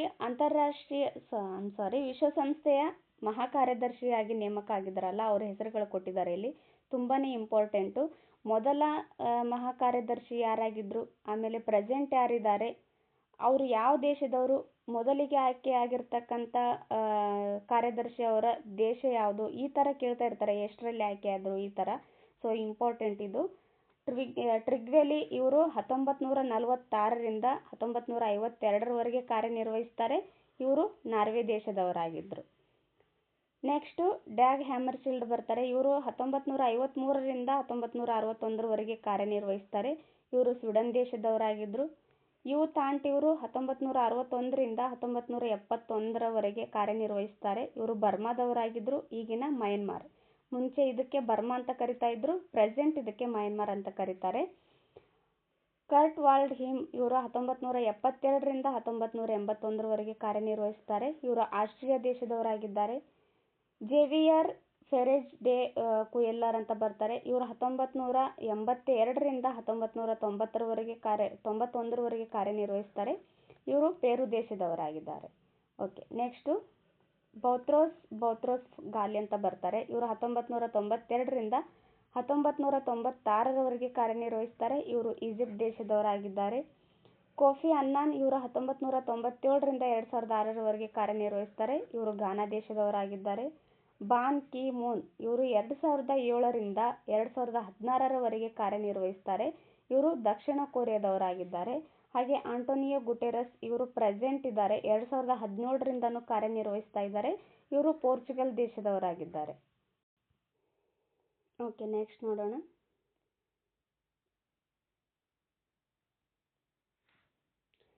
ವಿಶ್ವಸಂಸ್ಥೆ ಹಾಗೂ ನೊಬೆಲ್ ಶಾಂತಿ ಪ್ರಶಸ್ತಿ. 1961ರಲ್ಲಿ ವಿಶ್ವಸಂಸ್ಥೆಯ ಅಂದಿನ ಕಾರ್ಯದರ್ಶಿಯಾಗಿದ್ದ ಡ್ಯಾಗ್ ಹ್ಯಾಮರ್ಶಿಲ್ಡ್ ರವರಿಗೆ 1988ರಲ್ಲಿ ವಿಶ್ವಸಂಸ್ಥೆಯ ಶಾಂತಿ ಪಾಲನಾ ಪಡೆಗೆ ಹಾಗೂ 2001ರಲ್ಲಿ ವಿಶ್ವಸಂಸ್ಥೆಯ ಮಹಾಕಾರ್ಯದರ್ಶಿಯಾಗಿದ್ದ ಕೋಫಿ ಅನ್ನಾನ್ ಹಾಗೂ ವಿಶ್ವಸಂಸ್ಥೆಗೆ ಜಂಟಿಯಾಗಿ ನೊಬೆಲ್ ಶಾಂತಿ ಪ್ರಶಸ್ತಿ ದೊರೆತಿದೆ. ನೋಡಿ, ನೊಬೆಲ್ ಶಾಂತಿ ಪ್ರಶಸ್ತಿ ಯಾರ್ಯಾರಿಗೆ ದೊರೆತಿದೆ ಅಂತ ಕೇಳಿದಾಗ 1961ರಲ್ಲಿ ವಿಶ್ವಸಂಸ್ಥೆಯ ಅಂದಿನ ಮಹಾಕಾರ್ಯದರ್ಶಿ ಆಗಿರ್ತಾರೆ ಡ್ಯಾಗ್ ಹ್ಯಾಮರ್ಶಿಲ್ಡ್ ಇವರಿಗೆ ಸಿಗುತ್ತೆ. ನೆಕ್ಸ್ಟ್ 1988ರಲ್ಲೂ ಕೂಡ ವಿಶ್ವಸಂಸ್ಥೆಯ ಶಾಂತಿ ಪಾಲನಾ ಪಡೆ ಇರುತ್ತೆ, ಅದಕ್ಕೆ ಸಿಗುತ್ತೆ ಶಾಂತಿ ಪಾಲನಾ ಪಡೆ. ಹಾಗೂ 2001ರಲ್ಲಿ ವಿಶ್ವಸಂಸ್ಥೆಯ ಮಹಾಕಾರ್ಯದರ್ಶಿಯಾಗಿದ್ದ ಕೋಫಿ ಅನ್ನಾನ್ ಇವರಿಗೆ ಹಾಗೂ ವಿಶ್ವಸಂಸ್ಥೆಗೆ ಜಂಟಿಯಾಗಿ ಕೊಡ್ತಾರೆ. ಡ್ಯಾಗ್ ಹ್ಯಾಮರ್ಶಿಲ್ಡ್ 1961ರಲ್ಲಿ, 1988ರಲ್ಲಿ ವಿಶ್ವಸಂಸ್ಥೆಯ ಶಾಂತಿ ಪಾಲನಾ ಪಡೆಗೆ, 2001ರಲ್ಲಿ ಕೋಫಿ ಅನ್ನಾನ್ ಹಾಗೂ ವಿಶ್ವಸಂಸ್ಥೆಗೆ ಜಂಟಿಯಾಗಿ ಕೊಡ್ತಾರೆ. ಓಕೆ, ನೋಡಿ, ಇದೆಲ್ಲ ಹಿಂದೆ ಎಕ್ಸಾಮಲ್ಲಿ ಕೇಳಿದ್ದಾರೆ. ಇದೇನು ವಿಶ್ವಸಂಸ್ಥೆ ಹಾಗೂ ನೊಬೆಲ್ ಶಾಂತಿ ಪ್ರಶಸ್ತಿ ಅಂತಿದೆಯಲ್ಲ, ಈ ಒಂದು 3ರಿಂದ 4 ಲೈನ್ ಏನಿದೆಯಲ್ಲ, ಇದು ಹಿಂದೆ ಸಾಕಷ್ಟು ಸಾರಿ ವಿವಿಧ ರೀತಿಯಲ್ಲಿ ಕ್ವಶನ್ ರೈಸ್ ಆಗಿದ್ದಾವೆ. ಸೊ ಹಾಗಾಗಿ ಇಂಪಾರ್ಟೆಂಟ್ ನೋಡಿ. ಓಕೆ, ನೆಕ್ಸ್ಟು ವಿಶ್ವಸಂಸ್ಥೆಯ ಸಾಧನೆಗಳನ್ನು ನೋಡ್ತಾ ಹೋಗೋಣ.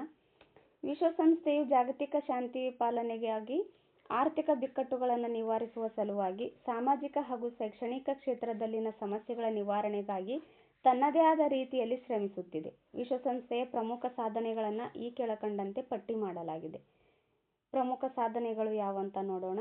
ಫಸ್ಟ್ ಒನ್ನು, ಕೊರಿಯಾ ವಿವಾದ, ಸುಯೆಜ್ ಕಾಲುವೆ ಬಿಕ್ಕಟ್ಟು ಮತ್ತು ವಿಯೆಟ್ನಾಂ ಸಮಸ್ಯೆಗಳನ್ನು ಬಗೆಹರಿಸಿದೆ. ಕಾಶ್ಮೀರ ಸಮಸ್ಯೆ ಹಾಗೂ ಪ್ಯಾಲೆಸ್ತೈನ್ ಇಸ್ರೇಲ್ ವಿವಾದದ ಪರಿಹಾರಕ್ಕಾಗಿ ನಿರಂತರವಾಗಿ ಶ್ರಮಿಸುತ್ತಿದೆ.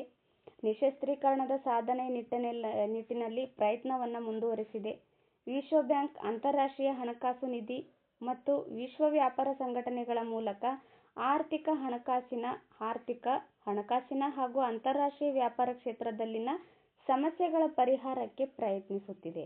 ನೆಕ್ಸ್ಟ್, ವಿಶ್ವ ಆರೋಗ್ಯ ಸಂಸ್ಥೆಯ ಮೂಲಕ ಸಾಂಕ್ರಾಮಿಕ ಹಾಗೂ ಸಾಂಕ್ರಾಮಿಕವಲ್ಲದ ರೋಗಗಳ ನಿರ್ಮೂಲನೆಗಾಗಿ ಪ್ರಯತ್ನವನ್ನು ಮಾಡ್ತಾ ಇದೆ. ನೋಡಿ, ವಿಶ್ವಸಂಸ್ಥೆ ಸಾಧನೆಗಳು ಏನಂತ GPSTRಗೆ ಕೇಳ್ತಾ ಇರ್ತಾರೆ, ತುಂಬಾ ಇಂಪಾರ್ಟೆಂಟ್ ನೋಡಿ. ಓಕೆ, ನೆಕ್ಸ್ಟ್ ಇನ್ನೂ ಪಾಯಿಂಟ್ಸ್ ಇದ್ದಾವೆ. ಮಾನವ ಹಕ್ಕುಗಳ ಸಾರ್ವತ್ರಿಕ ಘೋಷಣೆಯ ಮೂಲಕ ವಿಶ್ವದಾದ್ಯಂತ ಮಾನವ ಹಕ್ಕುಗಳ ಜಾರಿಗೆ ಪ್ರಯತ್ನವನ್ನು ಮಾಡ್ತಾ ಇದೆ.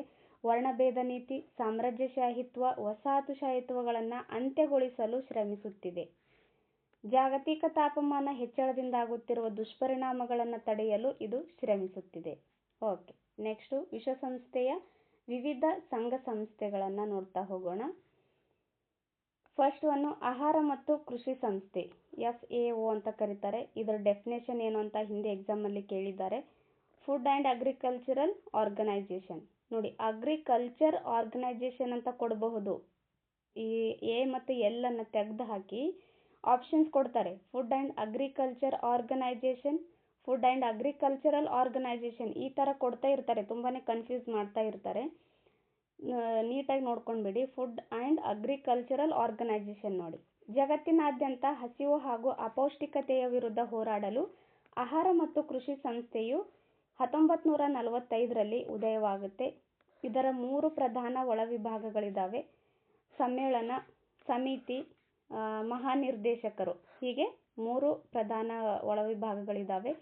ಈ ಸಂಸ್ಥೆಯ ಪ್ರಮುಖ ಉದ್ದೇಶಗಳೆಂದರೆ ಕೃಷಿ ಕ್ಷೇತ್ರದ ಅಭಿವೃದ್ಧಿ ಮಾಡೋದು, ಪೌಷ್ಟಿಕ ಆಹಾರವನ್ನು ಒದಗಿಸೋದು, ಜಾಗತಿಕ ಜನಸಮುದಾಯವನ್ನು ಹಸಿವಿನಿಂದ ಮುಕ್ತಗೊಳಿಸೋದು, ಗ್ರಾಮಾಂತರ ಪ್ರದೇಶಗಳ ಜನರ ಜೀವನ ಮಟ್ಟದ ಸುಧಾರಣೆಯನ್ನು ಮಾಡೋದು ಈ ಸಂಸ್ಥೆಯ ಪ್ರಮುಖ ಕಾರ್ಯವಾಗಿದೆ, ಪ್ರಮುಖ ಉದ್ದೇಶಗಳಾಗಿದ್ದಾವೆ. ಹಾಗೆ ಈ ಸಂಸ್ಥೆಯ ಪ್ರಧಾನ ಕಚೇರಿ ಇಟಲಿ ದೇಶದಲ್ಲಿ ಇದೆ. ಇಟಲಿ ದೇಶದ ರೋಮ್ ನಗರದಲ್ಲಿ ಇದೆ ನೋಡಿ. ಇದು ಕೇಳಿದ್ರು ಹಿಂದೆ ಎಕ್ಸಾಮಲ್ಲಿ. FAOನ ಕೇಂದ್ರ ಕಚೇರಿ ಎಲ್ಲಿದೆ ಅಥವಾ ಪ್ರಧಾನ ಕಚೇರಿ ಎಲ್ಲಿದೆ ಅಂತ ಕೇಳ್ತಾ ಇರ್ತಾರೆ. ಇಟಲಿಯ ರೋಮ್ ನಗರದಲ್ಲಿದೆ ನೋಡಿ. ಓಕೆ, ನೆಕ್ಸ್ಟು ವಿಶ್ವ ಆರೋಗ್ಯ ಸಂಸ್ಥೆ, WHO, ವರ್ಲ್ಡ್ ಹೆಲ್ತ್ ಆರ್ಗನೈಜೇಷನ್ ಅಂತ ಕರೀತಾರೆ. ಪ್ರಪಂಚದ ಮಾನವರ ಆರೋಗ್ಯ ಸುಧಾರಿಸಲು ಇದನ್ನ 1948ರಲ್ಲಿ ಸ್ಥಾಪನೆಯಾಗುತ್ತೆ ನೋಡಿ. FAO 1945ರಲ್ಲಿ ಉದಯವಾಗುತ್ತೆ. WHO ಇದು 1948ರಲ್ಲಿ ಉದಯವಾಗುತ್ತೆ ನೋಡಿ. ಒಂದನ್ನು ಓದಿ ಮುಂದೆ ಬಂದಾಗ ಅದನ್ನು ಕೂಡ ಒಂಚೂರು ರಿವಿಷನ್ ಮಾಡ್ತಾ ಬಂದರೆ ತುಂಬ ಚೆನ್ನಾಗಿ ನೆನಪಲ್ಲಿರುತ್ತೆ, ಯಾವುದೇ ಕನ್ಫ್ಯೂಷನ್ ಆಗೋದಿಲ್ಲ. ಓಕೆ, 1948ರಲ್ಲಿ WHO ಸ್ಟಾರ್ಟ್ ಆಗುತ್ತೆ. ವಿಶ್ವ ಆರೋಗ್ಯ ಸಂಸ್ಥೆ ಸ್ಥಾಪನೆಗೊಂಡಿತು. ಈ ಸಂಸ್ಥೆಯು ಕಾಲರಾ, ಪ್ಲೇಗ್, ಮಲೇರಿಯಾ, ಸಿಡುಬು ಹಾಗೂ COVID-19ನಂತಹ ಮುಂತಾದ ರೋಗಗಳನ್ನು ಸಂಪೂರ್ಣವಾಗಿ ತೊಡೆದು ಹಾಕಲು ಪ್ರಯತ್ನಿಸುತ್ತಿದೆ ನೋಡಿ. ಒಂದು ಕಾಲದಲ್ಲಿ ಕಾಲರಾ, ಪ್ಲೇಗ್ನಿಂದ ಭಾರತದಲ್ಲಿ ಬಹಳಷ್ಟು ಜನ ಸಾವಿಗೀಡಾದರು. ಹಾಗೆ ಜಗತ್ತಿನಾದ್ಯಂತ ಕೂಡ ಇದು ತುಂಬಾ ಮಾರಣಾಂತಿಕವಾದ ಕಾಯಿಲೆಯಾಗಿದೆ. ಮಲೇರಿಯಾ ಕೂಡ ಹಾಗೇನೆ. ಸಿಡುಬು ಹಾಗೂ COVID-19, ಇತ್ತೀಚೆಗೆ ಕಂಡುಬರ್ತಕ್ಕಂಥ COVID-19ನಿಂದ ಎಷ್ಟೆಲ್ಲ ಜನರು ಸತ್ತೋದ್ರು ಅಂತ ನಮಗೆಲ್ಲ ಗೊತ್ತಿದೆ. ಇಂತಹ ಏನು ರೋಗಗಳನ್ನು ಸಂಪೂರ್ಣವಾಗಿ ತೊಡೆದು ಹಾಕಲು ವಿಶ್ವ ಆರೋಗ್ಯ ಸಂಸ್ಥೆ ಪ್ರಯತ್ನ ಮಾಡ್ತಾ ಇದೆ. ಅದೇ ರೀತಿ ಏಡ್ಸ್, ಕ್ಯಾನ್ಸರ್ನಂತಹ ಭೀಕರ ರೋಗಗಳಿಂದ ಪ್ರಪಂಚವನ್ನು ಮುಕ್ತಗೊಳಿಸಲು ಪ್ರಯತ್ನವನ್ನು ಮಾಡ್ತಾ ಇದೆ. ಸಿಡುಬು ರೋಗವನ್ನು ಸಮಗ್ರವಾಗಿ ನಿವಾರಿಸುವಲ್ಲಿ ಈ ಸಂಸ್ಥೆ ಯಶಸ್ಸು ಕಂಡಿದೆ ನೋಡಿ. ಸಿಡುಬು ರೋಗವನ್ನು ಸಂಪೂರ್ಣವಾಗಿ ನಿವಾರಿಸುವಲ್ಲಿ ಈ ಸಂಸ್ಥೆ ಯಶಸ್ಸನ್ನು ಕಂಡಿದೆ. ಜನಸಂಖ್ಯಾ ಸ್ಫೋಟ, ಪರಿಸರ ಸಂರಕ್ಷಣೆ, ಹಸಿವು, ಅಪೌಷ್ಟಿಕತೆ ಮುಂತಾದ ವಿಷಯಗಳು ಈ ಸಂಸ್ಥೆಯ ಕಾರ್ಯಸೂಚಿಯಲ್ಲಿದ್ದಾವೆ. ಈ ಎಲ್ಲ ಕ್ಷೇತ್ರಗಳಲ್ಲಿ ವಿಶ್ವ ಆರೋಗ್ಯ ಸಂಸ್ಥೆಯ ಸೇವೆ ಶ್ಲಾಘನೀಯ ಕೂಡ ಆಗಿದೆ. ಇದರ ಮುಖ್ಯ ಕಚೇರಿ ಸ್ವಿಟ್ಜರ್ಲೆಂಡ್ನ ಜಿನಿವಾದಲ್ಲಿದೆ ನೋಡಿ. FAOದ ಕೇಂದ್ರ ಕಚೇರಿ ಇಟಲಿಯ ರೋಮ್ ನಗರದಲ್ಲಿದೆ. ಹಾಗೆ WHO ಕೇಂದ್ರ ಕಚೇರಿ ಸ್ವಿಟ್ಜರ್ಲೆಂಡ್ನ ಜಿನಿವಾದಲ್ಲಿ ಇದೆ. ಓಕೆ, ನೆಕ್ಸ್ಟ್ ನೋಡೋಣ. ನೆಕ್ಸ್ಟು ಯುನೆಸ್ಕೋ ಬರುತ್ತೆ. ವಿಶ್ವಸಂಸ್ಥೆಯ ಶೈಕ್ಷಣಿಕ, ವೈಜ್ಞಾನಿಕ ಮತ್ತು ಸಾಂಸ್ಕೃತಿಕ ಸಂಸ್ಥೆ ಯುನೆಸ್ಕೋ. ಇದರ ಡೆಫಿನೇಷನ್ ಕೂಡ ಎಕ್ಸಾಮಲ್ಲಿ ಕೇಳಿದ್ದಾರೆ. United Nations educational, scientific and cultural organization ಅಂತ ಬರುತ್ತೆ. ಇದು 1945ರಲ್ಲಿ ಸ್ಥಾಪನೆಯಾಗುತ್ತೆ ನೋಡಿ. FAO ಮತ್ತು ಯುನೆಸ್ಕೋ ಎರಡೂ ಕೂಡ 1945ರಲ್ಲೇ ಸ್ಥಾಪನೆಯಾಗುತ್ತೆ. WHO ಮಾತ್ರ 1948ರಲ್ಲಿ ಸ್ಥಾಪನೆಯಾಗುತ್ತೆ. ಇದರ ಮುಖ್ಯ ಕಚೇರಿ ಫ್ರಾನ್ಸ್ ದೇಶದ ಪ್ಯಾರಿಸ್ನಲ್ಲಿದೆ. FAO ಬಂದಾಗ ರೋಮ್ ನಗರದಲ್ಲಿದೆ. FAO ರೋಮ್ ನಗರದಲ್ಲಿದೆ. WHO ಜಿನೇವಾದಲ್ಲಿದೆ. ಹಾಗೆ ಯುನೆಸ್ಕೋದು ಮುಖ್ಯ ಕಚೇರಿ ಎಲ್ಲಿದೆ ಅಂತ ಕೇಳಿದಾಗ ಫ್ರಾನ್ಸ್ ದೇಶದ ಪ್ಯಾರಿಸ್ನಲ್ಲಿದೆ. ಇದು ವಿಶ್ವದಾದ್ಯಂತ ಶಿಕ್ಷಣ, ವಿಜ್ಞಾನ, ಸಂಸ್ಕೃತಿ ಮುಂತಾದವುಗಳನ್ನು ಪ್ರೋತ್ಸಾಹಿಸಲು ಉದ್ದೇಶಿಸಿರುವ ಪ್ರಾವೀಣ್ಯತೆಯ ಸಂಸ್ಥೆಯಾಗಿದೆ. ತಾಂತ್ರಿಕ ಶಿಕ್ಷಣ, ಮಾಧ್ಯಮ ತಂತ್ರಗಾರಿಕೆ, ರಚನಾತ್ಮಕ ಚಿಂತನೆ, ಸಾಂಸ್ಕೃತಿಕ ವಿಚಾರಗಳು ಹಾಗೂ ಪರಸ್ಪರ ವಿಜ್ಞಾನದ ಬಗೆಗೆ ಇದು ಕಾರ್ಯೋನ್ಮುಖವಾಗುತ್ತೆ. ಪ್ರಪಂಚದಾದ್ಯಂತ ಶಿಕ್ಷಣ ಹಾಗೂ ಜ್ಞಾನ ಪ್ರಸಾರದ ನಿಟ್ಟಿನಲ್ಲಿ ಇದು ಸರ್ಕಾರಗಳಿಗೆ ಹಾಗೂ ಸರ್ಕಾರೇತರ ಸ್ವಯಂ ಸೇವಾ ಸಂಸ್ಥೆಗಳಿಗೆ ಸಹಾಯವನ್ನ ಮಾಡುತ್ತೆ. ನೋಡಿ, ಸರ್ಕಾರಕ್ಕೂ ಕೂಡ ಇದು ಸಹಾಯವನ್ನ ಮಾಡುತ್ತೆ. ಪಾಯಿಂಟ್ ವೈಸ್ ಕೊಡ್ತಾರೆ ಕೆಳಗಡೆ ಹೇಳಿಕೆ ರೂಪದಲ್ಲಿ, ಇದರಲ್ಲಿ ಯಾವುದು ಸರಿ ಯಾವುದು ತಪ್ಪು ಅಂತ. ಇದೊಂದು ಅಂತಾರಾಷ್ಟ್ರೀಯ ಸಂಸ್ಥೆಯಾಗಿರೋದ್ರಿಂದ ಸರ್ಕಾರಿ ಕಚೇರಿಗಳಿಗೆ ಅಥವಾ ಸರ್ಕಾರಗಳಿಗೆ ಇದೇನೋ ಹೆಲ್ಪ್ ಮಾಡೋದಿಲ್ಲ, ಸಹಾಯ ಮಾಡೋದಿಲ್ಲ ಅಂತ ನಮ್ಗೆ ಅನಿಸ್ಬಿಡುತ್ತೆ. ಬಟ್ ಕರೆಕ್ಟಾಗಿ ಓದಿದವರು ಮಾತ್ರ ಇದನ್ನ ಕರೆಕ್ಟಾಗಿ ಆನ್ಸರ್ ಮಾಡೋದಕ್ಕೆ ಸಾಧ್ಯ ಆಗುತ್ತೆ.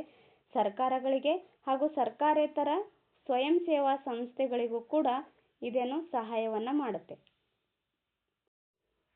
ಓಕೆ, ಯುನೆಸ್ಕೋ ಸಂಸ್ಥೆಯ ವಿಶ್ವ ಪರಂಪರೆಯ ಪಟ್ಟಿಗೆ ಸೇರಿರುವ ಕರ್ನಾಟಕದ ಐತಿಹಾಸಿಕ ಸ್ಮಾರಕಗಳನ್ನು ಪಟ್ಟಿ ಮಾಡಿ ಅಂತ ಕೊಟ್ಟಿದ್ದಾರೆ. ಓಕೆ, ಕಮೆಂಟಲ್ಲಿ ಹಾಕಿ ಕರ್ನಾಟಕದಿಂದ ಯಾವೆಲ್ಲ ಐತಿಹಾಸಿಕ ಸ್ಮಾರಕಗಳು ಯುನೆಸ್ಕೋ ಪಟ್ಟಿಗೆ ಸೇರ್ಪಡೆಯಾಗಿದೆ ಅನ್ನೋದನ್ನ ಹೇಳಿ. ಓಕೆ, ನೆಕ್ಸ್ಟ್ ನೋಡೋಣ. ಯುನಿಸೆಫ್ ವಿಶ್ವಸಂಸ್ಥೆಯ ಅಂತಾರಾಷ್ಟ್ರೀಯ ಮಕ್ಕಳ ತುರ್ತು ನಿಧಿ. ಇದರ ಡೆಫಿನೇಷನ್ ಕೂಡ ಹಿಂದೆ ಎಕ್ಸಾಮಲ್ಲಿ ಕೇಳಿದ್ದಾರೆ ನೋಡಿ. United Nations international children's emergency fund. ಈ ಸಂಸ್ಥೆಯು ದ್ವಿತೀಯ ಮಹಾಯುದ್ಧದ ಬಳಿಕ ಮಕ್ಕಳ ಕ್ಷೇಮಾಭಿವೃದ್ಧಿಗಾಗಿ 1946ರಲ್ಲಿ ಸ್ಥಾಪನೆಗೊಂಡಿತು. ನೋಡಿ, 1945, 1948, ಇದು ಬಂದು 1946. ಯುನಿಸೆಫ್ 1946. ಎರಡನೇ ಮಹಾಯುದ್ಧ ಆದ ನಂತರ ಇದನ್ನ ಸ್ಥಾಪನೆ ಮಾಡ್ತಾರೆ ಮಕ್ಕಳ ಕ್ಷೇಮಾಭಿವೃದ್ಧಿಗಾಗಿ. ಮುಂದೆ 1957ರಲ್ಲಿ ಇದೊಂದು ಶಾಶ್ವತ ಸಂಸ್ಥೆಯಾಗುತ್ತೆ. ಎಷ್ಟರಲ್ಲಿ? 1957ರಲ್ಲಿ ಶಾಶ್ವತ ಸಂಸ್ಥೆಯಾಗುತ್ತೆ. ಮಹಿಳೆಯರ ಹಾಗೂ ಮಕ್ಕಳ ಅಭಿವೃದ್ಧಿಗೆ ಪೂರಕವಾದ ಪರಿಸರವನ್ನು ಒದಗಿಸುವುದೇ ಈ ಸಂಸ್ಥೆಯ ಮೂಲ ಉದ್ದೇಶವಾಗಿರುತ್ತೆ. ಈ ಉದ್ದೇಶ ಪೂರೈಕೆಗಾಗಿ ಅವಶ್ಯಕತೆ ಇರುವ ಎಲ್ಲ ರಾಷ್ಟ್ರಗಳಿಗೆ ಇದು ಸಹಾಯವನ್ನ ಮಾಡುತ್ತೆ. 1965ರಲ್ಲಿ ಯುನಿಸೆಫ್ ನೊಬೆಲ್ ಶಾಂತಿ ಬಹುಮಾನವನ್ನು ಗಳಿಸಿದೆ. ನೋಡಿ, ಇದು ಹಿಂದೆ ಎಕ್ಸಾಮಲ್ಲಿ ಕೇಳಿದ್ರು. ಯುನಿಸೆಫ್ ಎಷ್ಟರಲ್ಲಿ ನೊಬೆಲ್ ಶಾಂತಿ ಪ್ರಶಸ್ತಿಯನ್ನು ಪಡೀತು ಅಂತ? 1965ರಲ್ಲಿ ಪಡೆಯುತ್ತೆ. ಹೇಳಿಕೆ ರೂಪದಲ್ಲೂ ಕೂಡ ಕೊಟ್ಟಿದ್ರು, ಯಾವುದು ಸರಿ ಯಾವುದು ತಪ್ಪು ಅಂತ ಏನು ಹೇಳಿಕೆ ರೂಪದಲ್ಲಿ. ಸೊ ಇದು 1965ರಲ್ಲಿ ನೊಬೆಲ್ ಶಾಂತಿ ಪ್ರಶಸ್ತಿಯನ್ನು ಪಡೆಯುತ್ತೆ. ಶುಭಾಶಯ ಪತ್ರಗಳ ಮಾರಾಟದ ಮೂಲಕ ಈ ಸಂಸ್ಥೆ ಗಳಿಸುವ ಹಣವನ್ನು ಮಕ್ಕಳ ಕ್ಷೇಮಾಭಿವೃದ್ಧಿಗಾಗಿ ವಿನಿಯೋಗ ಮಾಡುತ್ತೆ. ಹೀಗೆ ಈ ಸಂಸ್ಥೆ ಮಾನವೀಯ ದೃಷ್ಟಿಕೋನ ಹೊಂದಿದ ಸಂಸ್ಥೆ ಕೂಡ ಎನಿಸಿದೆ. ಓಕೆ, ನೆಕ್ಸ್ಟ್ IMF ನೋಡೋಣ. IMF ಅಂತಾರಾಷ್ಟ್ರೀಯ ಹಣಕಾಸು ನಿಧಿ, ಇಂಟರ್ನ್ಯಾಷನಲ್ ಮಾನಿಟರಿ ಫಂಡ್ ಅಂತ ಕರೀತಾರೆ. ಎರಡನೇ ಮಹಾಯುದ್ಧದ ನಂತರ ಜಗತ್ತಿನ ಆರ್ಥಿಕತೆಯನ್ನು ಪುನರ್ ನಿರ್ಮಾಣ ಮಾಡಲು ಹಾಗೂ ಅಂತಾರಾಷ್ಟ್ರೀಯ ಆರ್ಥಿಕ ಸಹಕಾರವನ್ನು ಉತ್ತೇಜನ ಮಾಡಲು 1944ರಲ್ಲಿ ನಡೆದ ಬ್ರಿಟನ್ ವುಡ್ಸ್ ಸಮ್ಮೇಳನದಲ್ಲಿ ಅಂತಾರಾಷ್ಟ್ರೀಯ ಹಣಕಾಸು ನಿಧಿ IMF ಹಾಗೂ ಅಂತಾರಾಷ್ಟ್ರೀಯ ಪುನರ್ ನಿರ್ಮಾಣ ಮತ್ತು ಅಭಿವೃದ್ಧಿ ಬ್ಯಾಂಕ್ IBRD ಎಂಬ ಎರಡು ಸಂಸ್ಥೆಗಳು ಸ್ಥಾಪನೆಯಾದವು. ನೋಡಿ, IBRD, IMF ಇದ್ರ ಬಗ್ಗೆ ಹಿಂದೆ ಸಾಕಷ್ಟು ಸಾರಿ ಎಕ್ಸಾಮಲ್ಲಿ ಕೇಳಿದ್ದಾರೆ. ಎರಡನೇ ಜಾಗತಿಕ ಮಹಾಯುದ್ಧ ಆದಮೇಲೆ ಬ್ರಿಟನ್ ವುಡ್ಸ್ ಸಮ್ಮೇಳನ ನಡೆಯುತ್ತೆ. ಆ ಸಮ್ಮೇಳನದಲ್ಲಿ ಈ ಎರಡು ಈ ಎರಡು ಬ್ಯಾಂಕ್ಗಳನ್ನು ಸ್ಥಾಪನೆ ಮಾಡೋದಕ್ಕೆ ಚರ್ಚೆಯನ್ನು ಮಾಡ್ತಾರೆ. ಯಾತಕ್ಕೋಸ್ಕರ ಅಂತ ಕೇಳಿದಾಗ, ಎರಡನೇ ಮಹಾಯುದ್ಧ ಆದ ನಂತರ ಜಗತ್ತಿನ ಆರ್ಥಿಕತೆಯನ್ನು ಪುನರ್ ನಿರ್ಮಾಣ ಮಾಡೋದಕ್ಕೆ, ಆಮೇಲೆ ಅಂತಾರಾಷ್ಟ್ರೀಯ ಆರ್ಥಿಕ ಸಹಕಾರವನ್ನು ಉತ್ತೇಜನ ಮಾಡೋದಕ್ಕೋಸ್ಕರ 1944ರಲ್ಲಿ ಈ ಎರಡು ಸಂಸ್ಥೆಗಳನ್ನು ಸ್ಥಾಪನೆ ಮಾಡ್ತಾರೆ. ಅಂತಾರಾಷ್ಟ್ರೀಯ ಹಣಕಾಸು ನಿಧಿಯು 1947ರ ಬಳಿಕ ಪೂರ್ಣ ಪ್ರಮಾಣದಲ್ಲಿ ಕಾರ್ಯಾರಂಭ ಮಾಡುತ್ತೆ. ಇದರ ಕೇಂದ್ರ ಕಚೇರಿ ಅಮೆರಿಕಾದ ವಾಷಿಂಗ್ಟನ್ನಲ್ಲಿದೆ. ನೋಡಿ, ಅಮೆರಿಕಾದ ವಾಷಿಂಗ್ಟನ್ನಲ್ಲಿ ಇದೆ. ಇದು ಅಂತಾರಾಷ್ಟ್ರೀಯ ಮಟ್ಟದ ಆರ್ಥಿಕ ಸಮಸ್ಯೆಗಳ ಪರಿಹಾರಕ್ಕೆ ಯತ್ನಿಸುತ್ತದೆ. ವಿಶ್ವ ವಾಣಿಜ್ಯ ವ್ಯವಹಾರದ ಬೆಳವಣಿಗೆಗೆ, ಆರ್ಥಿಕ ಸ್ಥಿರತೆ ಹಾಗೂ ಉತ್ತಮ ವಿದೇಶಿ ಪಾವತಿ ಸಮತೋಲನವನ್ನು ಕಾಯ್ದುಕೊಳ್ಳಲು ಇದು ಸಹಕಾರವನ್ನು ಮಾಡುತ್ತೆ. ನೋಡಿ, IMF ಬಗ್ಗೆನೇ ಹೇಳ್ತಾ ಇರೋದು, ಕನ್ಫ್ಯೂಸ್ ಮಾಡ್ಕೊಳ್ಬೇಡಿ. ಇದರಲ್ಲಿ ಆಡಳಿತ ಮಂಡಳಿ, ಕಾರ್ಯನಿರ್ವಹಣಾ ನಿರ್ದೇಶಕ ಮಂಡಳಿ ಹಾಗೂ ವ್ಯವಸ್ಥಾಪಕ ನಿರ್ದೇಶಕ ಕಾರ್ಯನಿರ್ವಹಿಸುತ್ತಾರೆ. ಇದರ ಕಾರ್ಯನಿರ್ವಹಣೆಯ ಗುಣಮಟ್ಟ ಹಾಗೂ ಪಾರದರ್ಶಕತೆ ಸಾಕಷ್ಟು ಮನ್ನಣೆಯನ್ನು ಪಡೆದಿದೆ. ವಿವಿಧ ರಾಷ್ಟ್ರಗಳ ಕೇಂದ್ರ ಬ್ಯಾಂಕುಗಳಿಗೆ ಕೇಂದ್ರ ಬ್ಯಾಂಕ್ ಎಂಬುದಾಗಿ ಇದನ್ನು ಕರೆಯಬಹುದಾಗಿದೆ. ಇದು ಸಹ ಕೇಳಿದ್ರು. ವಿವಿಧ ರಾಷ್ಟ್ರಗಳ ಕೇಂದ್ರ ಬ್ಯಾಂಕುಗಳಿಗೆ ಕೇಂದ್ರ ಬ್ಯಾಂಕ್, ಈ ಒಂದು ವ್ಯಾಖ್ಯೆ ಕೇಳ್ತಾರೆ. ಕೇಂದ್ರ ಬ್ಯಾಂಕುಗಳಿಗೆ ಕೇಂದ್ರ ಬ್ಯಾಂಕ್ ಅಂತ ಯಾವುದಕ್ಕೆ ಕರೀತಾರೆ ಅಂತ IMFಗೆ ಕರೀತಾರೆ. ಆರ್ಥಿಕವಾಗಿ ಮುಂದುವರಿದ ಹಾಗೂ ಹಿಂದುಳಿದ ರಾಷ್ಟ್ರಗಳ ಪರಸ್ಪರ ಸಂಬಂಧವನ್ನು ಬೆಸೆಯುವಲ್ಲಿ ಇದು ಪೂರಕ ಪಾತ್ರವನ್ನು ನಿರ್ವಹಿಸ್ತಾ ಇದೆ. ನೋಡಿ, ಒಟ್ಟಿನಲ್ಲಿ ಅಂತಾರಾಷ್ಟ್ರೀಯ ಮಟ್ಟದಲ್ಲಾಗಿರ್ಬೋದು, ಇಡೀ ಜಗತ್ತಿನಲ್ಲೇ ಯಾವೆಲ್ಲ ರಾಷ್ಟ್ರಗಳಿಗೆ ಆರ್ಥಿಕವಾಗಿ ನಷ್ಟ ಉಂಟಾದಾಗ, ಆರ್ಥಿಕ ಸಹಕಾರವನ್ನು ಅವರಿಗೆ ಬೇಕಾದಾಗ IMF ಅವರಿಗೆ ಸಹಾಯವನ್ನು ಮಾಡುತ್ತೆ. ಓಕೆ, ನೆಕ್ಸ್ಟು IBRD ಬರುತ್ತೆ. IBRD ಅಂತಾರಾಷ್ಟ್ರೀಯ ಪುನರ್ನಿರ್ಮಾಣ ಮತ್ತು ಅಭಿವೃದ್ಧಿ bank, international bank for reconstruction and development. ಇದರ ಡೆಫಿನೇಷನ್ ಹಿಂದೆ ಎಕ್ಸಾಮಲ್ಲಿ ಕೇಳಿದ್ದಾರೆ. ಬ್ರಿಟನ್ ವುಡ್ಸ್ ಸಮ್ಮೇಳನದಲ್ಲಿ ಜನ್ಮ ತಳೆದ ಅಂತಾರಾಷ್ಟ್ರೀಯ ಪುನರ್ನಿರ್ಮಾಣ ಮತ್ತು ಅಭಿವೃದ್ಧಿ ಬ್ಯಾಂಕ್ ವಿಶ್ವ ಬ್ಯಾಂಕ್ ಸಮೂಹದ ಪ್ರಮುಖ ಸಂಸ್ಥೆಯಾಗಿದೆ. ಇದನ್ನು ಕೂಡ ಬ್ರಿಟನ್ ವುಡ್ಸ್ ಸಮ್ಮೇಳನದಲ್ಲೇ ಸ್ಥಾಪನೆ ಮಾಡ್ತಾರೆ. ಈ ಸಂಸ್ಥೆಯು 1944ರಲ್ಲಿ ಪ್ರಾರಂಭವಾಗುತ್ತೆ. ಇದರ ಕಚೇರಿ ಅಮೆರಿಕದ ವಾಷಿಂಗ್ಟನ್ನಲ್ಲಿದೆ. IMF ಕೂಡ ಅಮೆರಿಕದ ವಾಷಿಂಗ್ಟನ್ನಲ್ಲಿ ಕೇಂದ್ರ ಕಚೇರಿಯನ್ನು ಹೊಂದಿದೆ. ದ್ವಿತೀಯ ಮಹಾಯುದ್ಧದ ಬಳಿಕ ಆರ್ಥಿಕ ಪುನಶ್ಚೇತನಕ್ಕಾಗಿ ಈ ಬ್ಯಾಂಕನ್ನು ಸ್ಥಾಪನೆ ಮಾಡ್ತಾರೆ. ನೋಡಿ, ದ್ವಿತೀಯ ಜಾಗತಿಕ ಯುದ್ಧದಲ್ಲಿ ತುಂಬಾನೇ ನಷ್ಟ ಅನುಭವಿಸ್ತಾರೆ. ಈ ದ್ವಿತೀಯ ಜಾಗತಿಕ ಯುದ್ಧದಲ್ಲಿ ಯಾವೆಲ್ಲ ದೇಶಗಳು ಪಾಲ್ಗೊಂಡಿದ್ವು ಆ ಎಲ್ಲ ದೇಶಗಳು ತುಂಬಾನೇ ಆರ್ಥಿಕ ನಷ್ಟವನ್ನು ಅನುಭವಿಸ್ತವೆ. ಇತರ ದೇಶಗಳು ಕೂಡ ಆರ್ಥಿಕ ನಷ್ಟವನ್ನು ಅನುಭವಿಸ್ತಾರೆ. ಕೃಷಿ, ಕೈಗಾರಿಕೆ, ಸಾರಿಗೆ ಮತ್ತು ಸಂಪರ್ಕ ಅಭಿವೃದ್ಧಿಗಾಗಿ ಅವಶ್ಯಕವಿರುವ ಎಲ್ಲ ಸದಸ್ಯ ರಾಷ್ಟ್ರಗಳಿಗೆ ಈ ಬ್ಯಾಂಕ್ ಅಗಾಧ ಮೊತ್ತದ ಸಾಲವನ್ನು ನೀಡುತ್ತದೆ. ಇದು ವಿಶ್ವ ವ್ಯಾಪಾರ ಹಾಗೂ ವಿದೇಶಿ ವಿನಿಮಯ ಪಾವತಿ ಸಮತೋಲನಕ್ಕಾಗಿ ಸಹಾಯವನ್ನು ಮಾಡುತ್ತೆ. ಇದೇನು ವಿಶ್ವ ವ್ಯಾಪಾರ ಹಾಗೂ ವಿದೇಶಿ ವಿನಿಮಯ ಪಾವತಿಯ ಸಮತೋಲನಕ್ಕಾಗಿ ಸಹಾಯವನ್ನು ಮಾಡುತ್ತೆ. ಎಲ್ಲ ಪ್ರಗತಿಪರ ರಾಷ್ಟ್ರಗಳ ಆರ್ಥಿಕ ಅಭಿವೃದ್ಧಿಗೆ ಅತ್ಯಂತ ಹೆಚ್ಚಿನ ಸಹಾಯವನ್ನು ಈ ಬ್ಯಾಂಕ್ ನೀಡುತ್ತೆ. ನೋಡಿ, ಯಾವ ದೇಶ ಆರ್ಥಿಕತೆಯಿಂದ ಹಿಂದುಳಿದಿರುತ್ತೋ ಅವರಿಗೆ ಆರ್ಥಿಕವಾಗಿ ಮುಂದೆ ಬರೋದಕ್ಕೆ, ಆರ್ಥಿಕ ಅಭಿವೃದ್ಧಿಗಾಗಿ ಈ ಬ್ಯಾಂಕ್ ಸಾಲವನ್ನು ನೀಡುತ್ತೆ. ಇದರಲ್ಲಿ ಆಡಳಿತ ಮಂಡಳಿ, ಕಾರ್ಯಕಾರಿ ಮಂಡಳಿ ಹಾಗೂ ಅಧ್ಯಕ್ಷರು ಕಾರ್ಯವನ್ನು ನಿರ್ವಹಿಸ್ತಾರೆ. ಓಕೆ, ನೆಕ್ಸ್ಟು ಅಂತಾರಾಷ್ಟ್ರೀಯ ಕಾರ್ಮಿಕ ಸಂಘ, ILO ಅಂತ ಕರೀತಾರೆ. ಇಂಟರ್ನ್ಯಾಷನಲ್ ಲೇಬರ್ ಆರ್ಗನೈಸೇಷನ್ ಅಂತ ಕರೀತಾರೆ. 1ನೇ ಮಹಾಯುದ್ಧದ ನಂತರ ಸ್ಥಾಪನೆಯಾದ ಲೀಗ್ ಆಫ್ ನೇಷನ್ಸ್ನ ಭಾಗವಾಗಿ ಜನ್ಮ ತಳೆದು ನಂತರ ವಿಶ್ವಸಂಸ್ಥೆಯ ಆಶ್ರಯದ ವಿಶೇಷ ಘಟಕವಾಗಿಯೂ ಇಂದಿಗೂ ಮುಂದುವರಿಯುತ್ತಿರುವ ಶತಮಾನದಷ್ಟು ಹಳೆಯ ಸಂಸ್ಥೆಯಾಗಿದೆ. ಅಂತಾರಾಷ್ಟ್ರೀಯ ಕಾರ್ಮಿಕ ಸಂಘ, ಇದರ ಕೇಂದ್ರ ಕಚೇರಿ ಸ್ವಿಟ್ಜರ್ಲೆಂಡ್ ದೇಶದ ಜಿನಿವಾದಲ್ಲಿದೆ. WHO ಕೂಡ ಜಿನೆವಾದಲ್ಲೇ ಇದೆ. ನೋಡಿ, ಈ ರೀತಿ ಕಂಪೇರ್ ಮಾಡಿಕೊಂಡು ಓದಿದರೆ ನೆನಪಲ್ಲಿ ಇರುತ್ತೆ, ಕನ್ಫ್ಯೂಸ್ ಆಗೋದಿಲ್ಲ. ಓಕೆ, ನೋಡಿ, ಇದನ್ನು ಸಹ ಕೇಳಿದರು, ಅತ್ಯಂತ ಪುರಾತನ ಸಂಘ ಯಾವುದು ಅಂತ. ILO ಇದೇನು ಅತ್ಯಂತ ಪುರಾತನವಾದದ್ದು. ಫಸ್ಟ್ ಮಹಾಯುದ್ಧ ಆಗುತ್ತಲ್ಲ, ಲೀಗ್ ಆಫ್ ನೇಷನ್ಸ್, ಅದ್ರ ಭಾಗವಾಗಿ ಇದು ಕಾರ್ಯನಿರ್ವಹಿಸ್ತಾ ಇರುತ್ತೆ. ಬಟ್ ಲೀಗ್ ಆಫ್ ನೇಷನ್ಸ್ ತನ್ನ ಅಸ್ತಿತ್ವವನ್ನು ಕಳೆದುಕೊಂಡಾದ ಮೇಲೆ ವಿಶ್ವಸಂಸ್ಥೆಯ ಆಶ್ರಯದಲ್ಲಿ ಇದು ತನ್ನ ಕಾರ್ಯವನ್ನು ನಿರ್ವಹಿಸ್ತಾ ಇದೆ. ಓಕೆ, ಈ ಸಂಸ್ಥೆಯ ಹೆಸರೇ ಸೂಚಿಸುವಂತೆ ಇದು ಕಾರ್ಮಿಕರ ಕ್ಷೇಮಾಭಿವೃದ್ಧಿಗಾಗಿ ಆರಂಭಗೊಂಡ ಸಂಸ್ಥೆಯಾಗಿದೆ. ಪ್ರತಿಯೊಂದು ಸದಸ್ಯ ರಾಷ್ಟ್ರವು 2 ಪ್ರತಿನಿಧಿಗಳನ್ನು ಈ ಸಂಸ್ಥೆಗೆ ಕಳಿಸ್ತಾರೆ. ಅದರಲ್ಲಿ ಒಬ್ಬರು ಕಾರ್ಮಿಕ ಪ್ರತಿನಿಧಿ ಹಾಗೂ ಇನ್ನೊಬ್ಬರು ಆಡಳಿತ ನಡೆಸುವವರ ಪ್ರತಿನಿಧಿ ಆಗಿರ್ತಾರೆ. 2 ಸದಸ್ಯರನ್ನು ಕಳಿಸ್ತಾರಲ್ಲ ಎಲ್ಲ ದೇಶಗಳು, ಅಂದರೆ ಈ ಸದಸ್ಯ ರಾಷ್ಟ್ರಗಳೇನಿರ್ತಾವಲ್ಲ ಆ ಸದಸ್ಯ ರಾಷ್ಟ್ರಗಳು ತಮ್ಮ 2 ಪ್ರತಿನಿಧಿಗಳನ್ನು ಈ ಸಂಸ್ಥೆಗೆ ಕಳಿಸುತ್ತೆ. ಅದರಲ್ಲಿ ಒಬ್ಬರು ಕಾರ್ಮಿಕ ಪ್ರತಿನಿಧಿಯಾಗಿರ್ತಾರೆ, ಇನ್ನೊಬ್ಬರು ಆಡಳಿತ ನಡೆಸುವವರ ಪ್ರತಿನಿಧಿಯಾಗಿ ಇರ್ತಾರೆ. ಕಾರ್ಮಿಕ ವರ್ಗದ ಸಾಮಾಜಿಕ ಭದ್ರತೆ, ಆರೋಗ್ಯ ಸಂರಕ್ಷಣೆ, ಉತ್ತಮ ಜೀವನ ಮಟ್ಟ, ಮಹಿಳಾ ಕಾರ್ಮಿಕರ ಹೆರಿಗೆ ಸೌಲಭ್ಯ, ಕನಿಷ್ಠ ವೇತನ ಜಾರಿ, ವಸತಿ ನಿರ್ಮಾಣ ಇತ್ಯಾದಿ ವಿಚಾರಗಳು ಈ ಸಂಸ್ಥೆಯ ಕಾರ್ಯಪರಿಧಿಯೊಳಗೆ ಸೇರ್ತವೆ. ಈ ಸಂಸ್ಥೆಯ ನಿರ್ಣಯಗಳು ಕೇವಲ ಸಲಹೆಗಳ ರೂಪದಲ್ಲಿದ್ದರೂ ಸದಸ್ಯ ರಾಷ್ಟ್ರಗಳು ಅವುಗಳಿಗೆ ಮನ್ನಣೆಯನ್ನು ನೀಡ್ತವೆ. ಇದರ ಸಾಮಾನ್ಯ ಸಮ್ಮೇಳನ ಕಾರ್ಮಿಕ ವರ್ಗದ ಜಾಗತಿಕ ಸಂಸತ್ತಿನಂತೆಯೇ ಇದ್ದು ಅವರ ಹಿತಾಸಕ್ತಿಗಳನ್ನು ರಕ್ಷಿಸುವಲ್ಲಿ ಪ್ರಯತ್ನವನ್ನು ಮಾಡ್ತವೆ.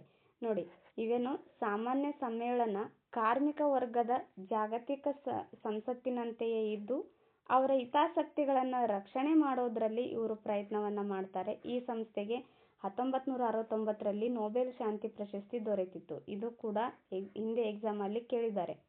1965ರಲ್ಲಿ ಯುನಿಸೆಫ್ಗೆ ಶಾಂತಿ ಪ್ರಶಸ್ತಿ ಸಿಗುತ್ತೆ. ಯುನಿಸೆಫ್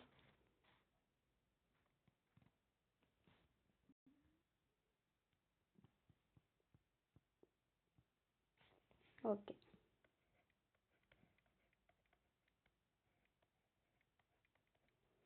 ಹಾಗೆ 1961ರಲ್ಲಿ ಮಹಾ ಕಾರ್ಯದರ್ಶಿಯಾಗಿರ್ತಕ್ಕಂಥ ಡ್ಯಾಗ್ ಹ್ಯಾಮರ್ಶಿಲ್ಡ್ ಇವರಿಗೂ ಕೂಡ ನೊಬೆಲ್ ಶಾಂತಿ ಪ್ರಶಸ್ತಿಯನ್ನು ದೊರಕುತ್ತೆ.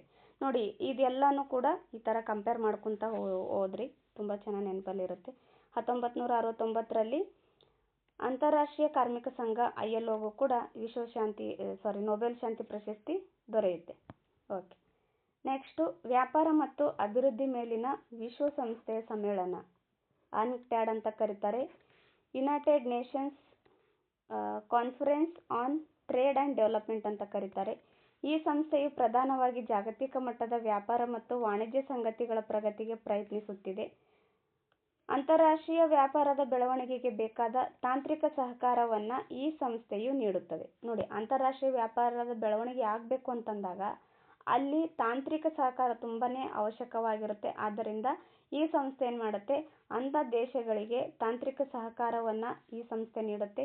ಜಾಗತಿಕ ಮಟ್ಟದಲ್ಲಿ ಯಾವುದೇ ತೆರನಾದ ಧೋರಣಾತ್ಮಕ ತೊಂದರೆಗಳನ್ನು ಇದು ನಿವಾರಿಸಿ ತನ್ಮೂಲಕ ಅಂತಾರಾಷ್ಟ್ರೀಯ ವ್ಯಾಪಾರ ಮತ್ತು ವಾಣಿಜ್ಯದ ಬೆಳವಣಿಗೆಗೆ ಇದು ಸಹಕಾರವನ್ನು ನೀಡುತ್ತೆ. ಹೀಗೆ ವಿಶ್ವ ಕುಟುಂಬದ ಆರ್ಥಿಕ ಪ್ರಗತಿಗೆ ಪೂರಕವಾಗಿ ಇದು ಕಾರ್ಯವನ್ನು ನಿರ್ವಹಿಸುತ್ತೆ. ಅಂದರೆ ಎಲ್ಲ ದೇಶಗಳು ಅಂತಾರಾಷ್ಟ್ರೀಯ ಮಟ್ಟದಲ್ಲಿ ಕಾಣಿಸ್ಕೊಳ್ಬೇಕು, ಎಲ್ಲ ದೇಶಗಳು ಡೆವಲಪ್ಮೆಂಟ್ ಹೊಂದಬೇಕು ಅಂತ ಹೇಳಿ ಈ ಸಂಸ್ಥೆ ಏನು ಮಾಡುತ್ತೆ, ಅಂಥ ದೇಶಗಳಿಗೆ ಬೇಕಾಗಿರ್ತಕ್ಕಂಥ ಸಹಾಯವನ್ನು ಇದು ಮಾಡುತ್ತೆ. ಓಕೆ. ನೆಕ್ಸ್ಟು ವಿಶ್ವ ವ್ಯಾಪಾರ ಸಂಘಟನೆ, WTO ಅಂತಲೂ ಕೂಡ ಕರೀತಾರೆ. ಇದಕ್ಕೆ WTO ವರ್ಲ್ಡ್ ಟ್ರೇಡ್ ಆರ್ಗನೈಜೇಷನ್ ಅಂತಾರೆ. ಎರಡನೇ ಮಹಾಯುದ್ಧದ ನಂತರ ಅಂತಾರಾಷ್ಟ್ರೀಯ ವ್ಯಾಪಾರಕ್ಕಿದ್ದ ಅಡೆತಡೆಗಳನ್ನು ನಿವಾರಿಸುವ ಸಲುವಾಗಿ 1948 ಜನವರಿ 1ರಂದು ಸುಂಕಗಳು ಮತ್ತು ವ್ಯಾಪಾರದ ಮೇಲಿನ ಸಾಮಾನ್ಯ ಒಪ್ಪಂದ, ಗ್ಯಾಟ್ ಅಂತ ಕರೀತಾರೆ, general agreement on tariffs and trade ಅಂತ ಕರೀತಾರೆ, ಇದನ್ನು ಜಾರಿಗೆ ತರಲಾಗುತ್ತೆ. ಎಷ್ಟರಲ್ಲಿ? 1948 ಜನವರಿ 1. 1948ರಲ್ಲಿ ಇನ್ನೂ ಒಂದು ಸಂಸ್ಥೆ ಸ್ಥಾಪನೆಯಾಗುತ್ತೆ. ಅದು ಯಾವುದು ಅಂತ ಕೇಳಿದಾಗ WHO. ಇದು ಕೂಡ 1948ರಲ್ಲಿ ಸ್ಥಾಪನೆಯಾಗುತ್ತೆ. WTO 1948 ಜನವರಿ 1ರಂದು ಸ್ಥಾಪನೆಯಾಗುತ್ತೆ. ಇದೇನು ಸುಂಕಗಳು ಮತ್ತು ವ್ಯಾಪಾರದ ಮೇಲಿನ ಸಾಮಾನ್ಯ ಒಪ್ಪಂದ ಅಥವಾ general agreement on tariffs and trade ಅಂತ ಬರುತ್ತೆ. ಈ ಒಪ್ಪಂದದ ಮೂಲಕ ಜಾರಿಗೆ ಆಗುತ್ತೆ.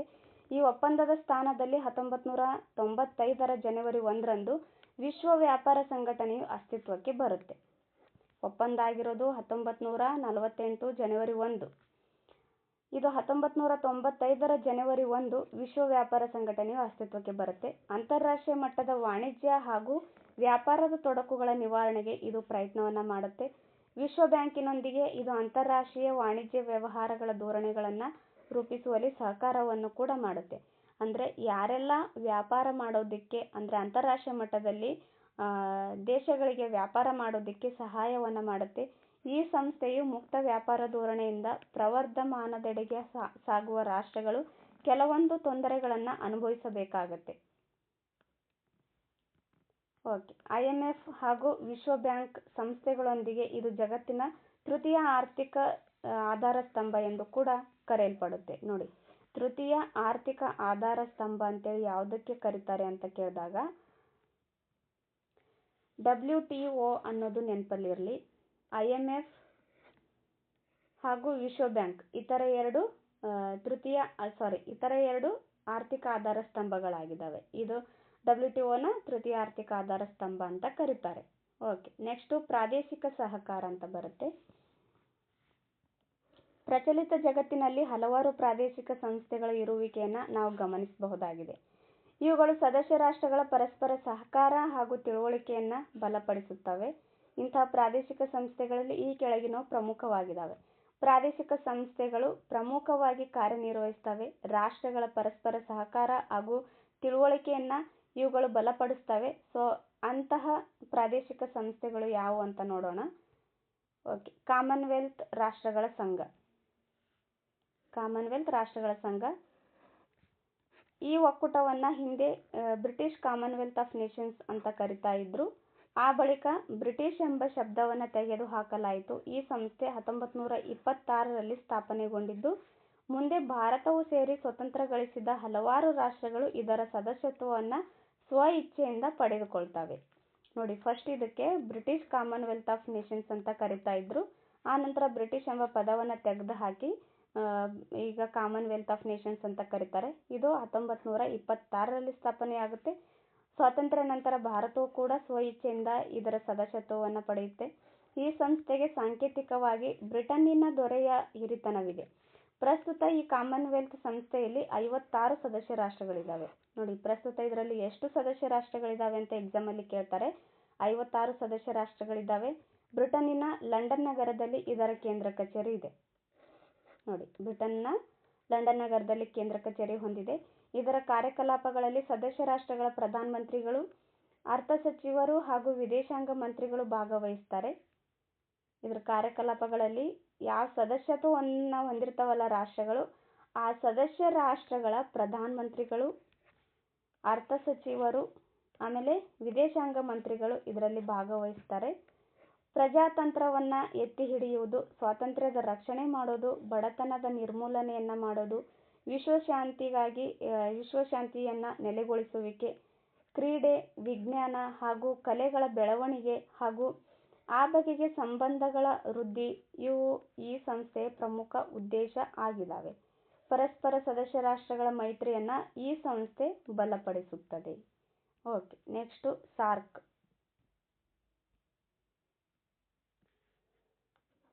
ದಕ್ಷಿಣ ಏಷ್ಯಾ ಪ್ರಾದೇಶಿಕ ಸಹಕಾರ ಸಂಘ.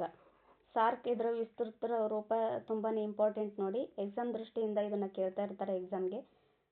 South Asian association for regional cooperation ಅಂತ ಕರೀತಾರೆ. ಈ ಸಂಸ್ಥೆ 1985ರಲ್ಲಿ ಸ್ಥಾಪನೆಯಾಗುತ್ತೆ. ಇದೀಗ ಭಾರತ, ಬಾಂಗ್ಲಾದೇಶ, ನೇಪಾಳ, ಶ್ರೀಲಂಕಾ, ಪಾಕಿಸ್ತಾನ, ಮಾಲ್ಡೀವ್ಸ್, ಭೂತಾನ್ ಹಾಗೂ ಅಫ್ಘಾನಿಸ್ತಾನ್ ಹೀಗೆ ಇದರಲ್ಲಿ 8 ರಾಷ್ಟ್ರಗಳು ಇದರ ಸದಸ್ಯತ್ವವನ್ನು ಹೊಂದಿದ್ದಾವೆ. ನೋಡಿ, ಸಾರ್ಕ್ನಲ್ಲಿ ಯಾವ ದೇಶ ಬರೋದಿಲ್ಲ, ಯಾವ ದೇಶ ಇದ್ದಾವೆ ಅಂತ ಈ ರೀತಿಯಾಗಿ ಎಕ್ಸಾಮಲ್ಲಿ ಕೇಳಿದ್ದಾರೆ. ಸೊ ತುಂಬ ಇಂಪಾರ್ಟೆಂಟು. ಈ ಸಂಸ್ಥೆನಲ್ಲಿ ಭಾರತ, ಬಾಂಗ್ಲಾದೇಶ, ನೇಪಾಳ, ಶ್ರೀಲಂಕಾ, ಪಾಕಿಸ್ತಾನ್ ಕೂಡ ಇದರಲ್ಲಿ ಇದೆ ನೋಡಿ, ತುಂಬ ಇಂಪಾರ್ಟೆಂಟು. ಮಾಲ್ಡೀವ್ಸ್ ಇದೆ, ಭೂತಾನ್ ಇದೆ, ಹಾಗೆ ಅಫ್ಘಾನಿಸ್ತಾನ್ ಇದೆ. ಬಟ್ ಇದರಲ್ಲಿ ಚೀನಾ ಇಲ್ಲ. ಎಕ್ಸಾಮಲ್ಲಿ ಕೇಳ್ತಾ ಇರ್ತಾರೆ, ಚೀನಾನು ಕೊಟ್ಬಿಡ್ತಾರೆ. ಇದರಲ್ಲಿ ಎಷ್ಟು ದೇಶಗಳಿದ್ದಾವೆ ಅಂತ. ಟೋಟಲಿ 8 ದೇಶಗಳಿದ್ದಾವೆ. ಬಟ್ ಚೀನಾ ಇದರಲ್ಲಿ ಬರೋದಿಲ್ಲ. ಭಾರತದ ಅಕ್ಕಪಕ್ಕ ಇರ್ತಕ್ಕಂಥ ದೇಶಗಳು ಬರ್ತವೆ. ಬಟ್ ಚೀನಾ ಕೂಡ ಅಕ್ಕಪಕ್ಕ ಇರ್ತಕ್ಕಂಥ ದೇಶನೇ ಅದೇ. ಬಟ್ ಇದು ಈ ಸಾರ್ಕ್ನಲ್ಲಿ ಬರೋದಿಲ್ಲ. ಭಾರತ ಇದೆ, ಬಾಂಗ್ಲಾದೇಶ ಇದೆ, ನೇಪಾಳ, ಶ್ರೀಲಂಕಾ ಇದೆ, ಪಾಕಿಸ್ತಾನ ಇದೆ, ಮಾಲ್ಡೀವ್ಸ್ ಇದೆ, ಭೂತಾನ್ ಕೂಡ ಇದೆ, ಅಫ್ಘಾನಿಸ್ತಾನ್ ಇದೆ. ಓಕೆ, ಆರ್ಥಿಕ ಸಂಬಂಧಗಳ ವೃದ್ಧಿ, ಸಾಮಾಜಿಕ ಪ್ರಗತಿ ಹಾಗೂ ಸಾಂಸ್ಕೃತಿಕ ಬೆಳವಣಿಗೆಯನ್ನು ಪರಸ್ಪರ ಸಹಕಾರದೊಂದಿಗೆ ಸಾಧಿಸುವುದು ಈ ಸಂಸ್ಥೆಯ ಮೂಲ ಉದ್ದೇಶ ಆಗಿದೆ. ಈ ಗುರಿ ಸಾಧನೆಗಾಗಿ ಹಲವಾರು ತಾಂತ್ರಿಕ ಸಮಿತಿಗಳು, ಕಾರ್ಯಾಚರಣೆ ಪಡೆಗಳು ಹಾಗೂ ಸ್ಥಾಯಿ ಸಮಿತಿಗಳು ರಚನೆಗೊಂಡಿದ್ದಾವೆ. ಆದರೆ ಸದಸ್ಯ ರಾಷ್ಟ್ರಗಳ ಪರಸ್ಪರ ಅಪನಂಬಿಕೆ, ವಿವಾದಗಳು ಈ ಸಂಸ್ಥೆಯ ಪ್ರಗತಿಗೆ ತೊಡಕಾಗಿದ್ದಾವೆ. ನೋಡಿ, ಎಕ್ಸಾಮಲ್ಲಿ ಕೇಳ್ತಾರೆ ಈ ಸಂಸ್ಥೆಯ ಮೂಲ ಉದ್ದೇಶ ಏನಾಗಿದೆ ಅಂತ. ಇದೇನು ಇದರ ಸದಸ್ಯತ್ವಕ್ಕೆ ಆರ್ಥಿಕ ಸಂಬಂಧಗಳ ವೃದ್ಧಿ ಮಾಡೋದು, ಸಾಮಾಜಿಕ ಪ್ರಗತಿ ಹಾಗೂ ಸಾಂಸ್ಕೃತಿಕ ಬೆಳವಣಿಗೆಯನ್ನು ಮಾಡೋದು, ಪರಸ್ಪರ ಸಹಕಾರದೊಂದಿಗೆ ಸಾಧಿಸುವುದು ಇದೇನು ಈ ಸಂಸ್ಥೆಯ ಮೂಲ ಉದ್ದೇಶ ಆಗಿದೆ. ಹಾಗೆಯೇ ಈ ಗುರಿ ಸಾಧನೆಗಾಗಿ ಹಲವಾರು ತಾಂತ್ರಿಕ ಸಮಿತಿಗಳು, ಕಾರ್ಯಾಚರಣೆ ಪಡೆಗಳು ಹಾಗೂ ಸ್ಥಾಯಿ ಸಮಿತಿಗಳು ಕೂಡ ರಚನೆಯಾಗಿದ್ದಾವೆ. ಓಕೆ, ಇಷ್ಟೆಲ್ಲ ರಚನೆ ಆದರೂ ಕೂಡ ಸದಸ್ಯ ರಾಷ್ಟ್ರಗಳ ಪರಸ್ಪರ ಅಪನಂಬಿಕೆಯಿಂದ ವಿವಾದಗಳಿಂದಾಗಿ ಈ ಸಂಸ್ಥೆ ಪ್ರಗತಿಗೆ ತೊಡಕಾಗಿದೆ. ನೋಡಿ, ಈ ಸಂಸ್ಥೆನಲ್ಲಿ ಪರಸ್ಪರ ದೇಶಗಳು ನಂಬಿಕೆನ ಇಟ್ಕೊಂಡಿರಬೇಕು, ಹಾಗೆ ಪರಸ್ಪರ ಸಹಕಾರವನ್ನ ಮಾಡಬೇಕು ಅಂದಾಗ ಮಾತ್ರ ಯಾವುದೇ ಒಂದು ಸಂಸ್ಥೆ ಪ್ರಗತಿಯ ಹಾದಿಯತ್ತ ಸಾಗುತ್ತೆ. ಬಟ್ ಇದೇನು ಅದರ ಕೊರತೆಯಿಂದಾಗಿ ಈ ಸಂಸ್ಥೆಯ ಪ್ರಗತಿಗೆ ತೊಡಕಾಗಿದೆ. ಎಲ್ಲಾ ನಿರ್ಣಯಗಳು ಪರಸ್ಪರ ರಾಷ್ಟ್ರಗಳ ಅವಿರೋಧದ ನೆಲೆಯಲ್ಲೇ ಇರಬೇಕು ಎಂಬ ಸೂತ್ರವು ಈ ಸಂಸ್ಥೆಯ ಪ್ರಗತಿಗೆ ಒಂದು ತೊಡಕಾಗಿ ಪರಿಣಮಿಸಿದೆ. ನೋಡಿ, ಎಲ್ಲಾ ನಿರ್ಣಯಗಳು ಸದಸ್ಯ ರಾಷ್ಟ್ರಗಳ ಅವಿರೋಧದ ನೆಲೆಯಲ್ಲೇ ಇರಬೇಕು ಅಂತ ಹೇಳೋದು ಇದೇನು, ಈ ಸೂತ್ರ ಈ ಸಂಸ್ಥೆಯ ಪ್ರಗತಿಗೆ ತೊಡಕಾಗಿದೆ. ತಮ್ಮೊಳಗಿನ ವಿವಾದಗಳೇ ಈ ಸದಸ್ಯ ರಾಷ್ಟ್ರಗಳ ಮಧ್ಯೆ ಸಾಕಷ್ಟಿದೆ. ಆದರೂ ನಿಯತಕಾಲಿಕ ಸಮಾವೇಶಗಳು ಈ ವಿವಾದಗಳ ಪರಸ್ಪರ ಶಾಂತಿಯುತ ಪರಿಹಾರಕ್ಕೆ ಅನುವು ಮಾಡಿಕೊಡುತ್ತವೆ.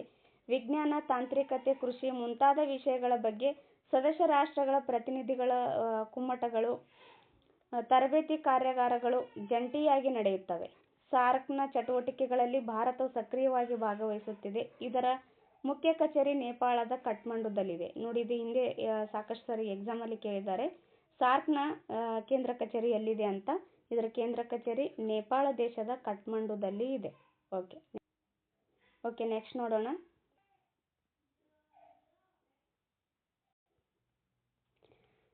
ಐರೋಪ್ಯ ಒಕ್ಕೂಟ,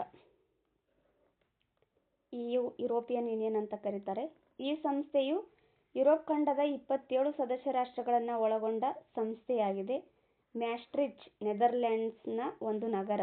ಈ ನಗರದಲ್ಲಿ ನಡೆದ ಯುರೋಪಿಯನ್ ಯೂನಿಯನ್ ಒಪ್ಪಂದಕ್ಕೆ ಅನುಗುಣವಾಗಿ 1992ರಲ್ಲಿ ಇದು ಉದಯವಾಗುತ್ತೆ. ನೋಡಿ, 27 ಸದಸ್ಯ ರಾಷ್ಟ್ರಗಳನ್ನು ಇದು ಹೊಂದಿದೆ. ಮ್ಯಾಸ್ಟ್ರಿಚ್ ನಗರದಲ್ಲಿ ಒಂದು ಒಪ್ಪಂದ ಆಗುತ್ತೆ. ಆ ಒಪ್ಪಂದದ ಅನುಗುಣವಾಗಿ 1992ರಲ್ಲಿ ಇದು ಆರಂಭವಾಗುತ್ತೆ. ಇದು ಸದಸ್ಯ ರಾಷ್ಟ್ರಗಳ ಮಧ್ಯೆ ಸಮಾನ ಏಕ ಮಾರುಕಟ್ಟೆ, ಒಂದೇ ಚಲಾವಣೆಯ ಕರೆನ್ಸಿ, ಸಮಾನ ಕೃಷಿ ಹಾಗೂ ವ್ಯಾಪಾರ ಧೋರಣೆ ಇತ್ಯಾದಿಗಳಿಗೆ ಅವಕಾಶವನ್ನ ಮಾಡಿಕೊಡುತ್ತೆ. ಇದರಲ್ಲಿ ಮುಖ್ಯ ಅಂಗಸಂಸ್ಥೆಗಳಿದ್ದಾವೆ. ನೋಡಿ, ಯುರೋಪಿಯನ್ ಒಕ್ಕೂಟದಲ್ಲೂ ಕೂಡ ಅಂಗಸಂಸ್ಥೆಗಳಿದ್ದಾವೆ. ಅವು ಯಾವಂತ ನೋಡೋಣ. ಯುರೋಪಿಯನ್ ಸಮಿತಿ, ಯುರೋಪಿಯನ್ ಆಯೋಗ, ಯುರೋಪಿಯನ್ ಸಂಸತ್ತು, ಯುರೋಪಿಯನ್ ನ್ಯಾಯಾಲಯ, ಯುರೋಪಿಯನ್ ಕೇಂದ್ರ ಬ್ಯಾಂಕ್, ಇವೆಲ್ಲ ಯುರೋಪ್ನ ಅಂಗಸಂಸ್ಥೆಗಳಾಗಿದ್ದಾವೆ. ಓಕೆ, ಐರೋಪ್ಯ ಒಕ್ಕೂಟವು ಒಂದು ಸಂಯುಕ್ತ ರಾಜ್ಯವನ್ನ ಹೋಲುವಂತಿದೆ.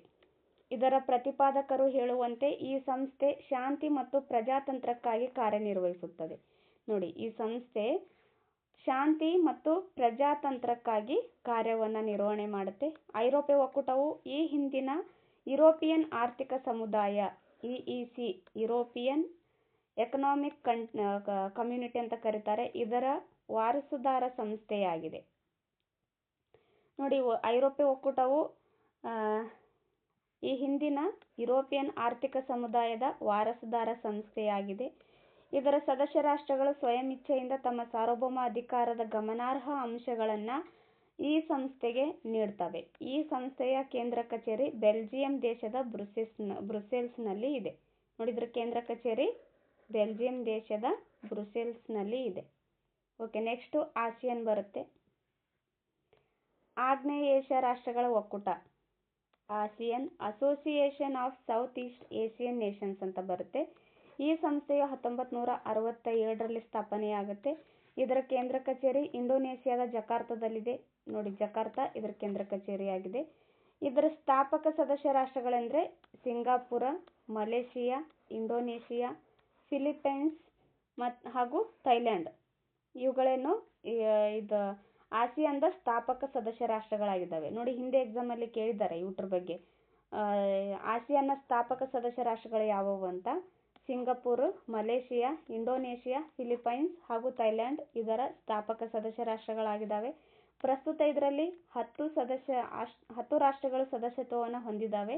ಇದರ ಮುಖ್ಯ ಉದ್ದೇಶಗಳೆಂದರೆ ಈ ಪ್ರದೇಶದ ಆರ್ಥಿಕ ಅಭಿವೃದ್ಧಿಗೆ ಹಾಗೂ ಸಾಮಾಜಿಕ ಬೆಳವಣಿಗೆಗೆ ಪ್ರಯತ್ನಿಸುವುದು ಮತ್ತು ಆರ್ಥಿಕ, ಸಾಮಾಜಿಕ, ಸಾಂಸ್ಕೃತಿಕ, ತಾಂತ್ರಿಕ, ವೈಜ್ಞಾನಿಕ, ಆಡಳಿತಾತ್ಮಕ ಇತ್ಯಾದಿ ಕ್ಷೇತ್ರಗಳಲ್ಲಿ ಪರಸ್ಪರ ನೆರವು ಹಾಗೂ ಸಹಭಾಗಿತ್ವವನ್ನು ಹೊಂದೋದು. ಇದೆಲ್ಲ ಇದರ ಪ್ರಮುಖ ಉದ್ದೇಶಗಳಾಗಿದ್ದಾವೆ.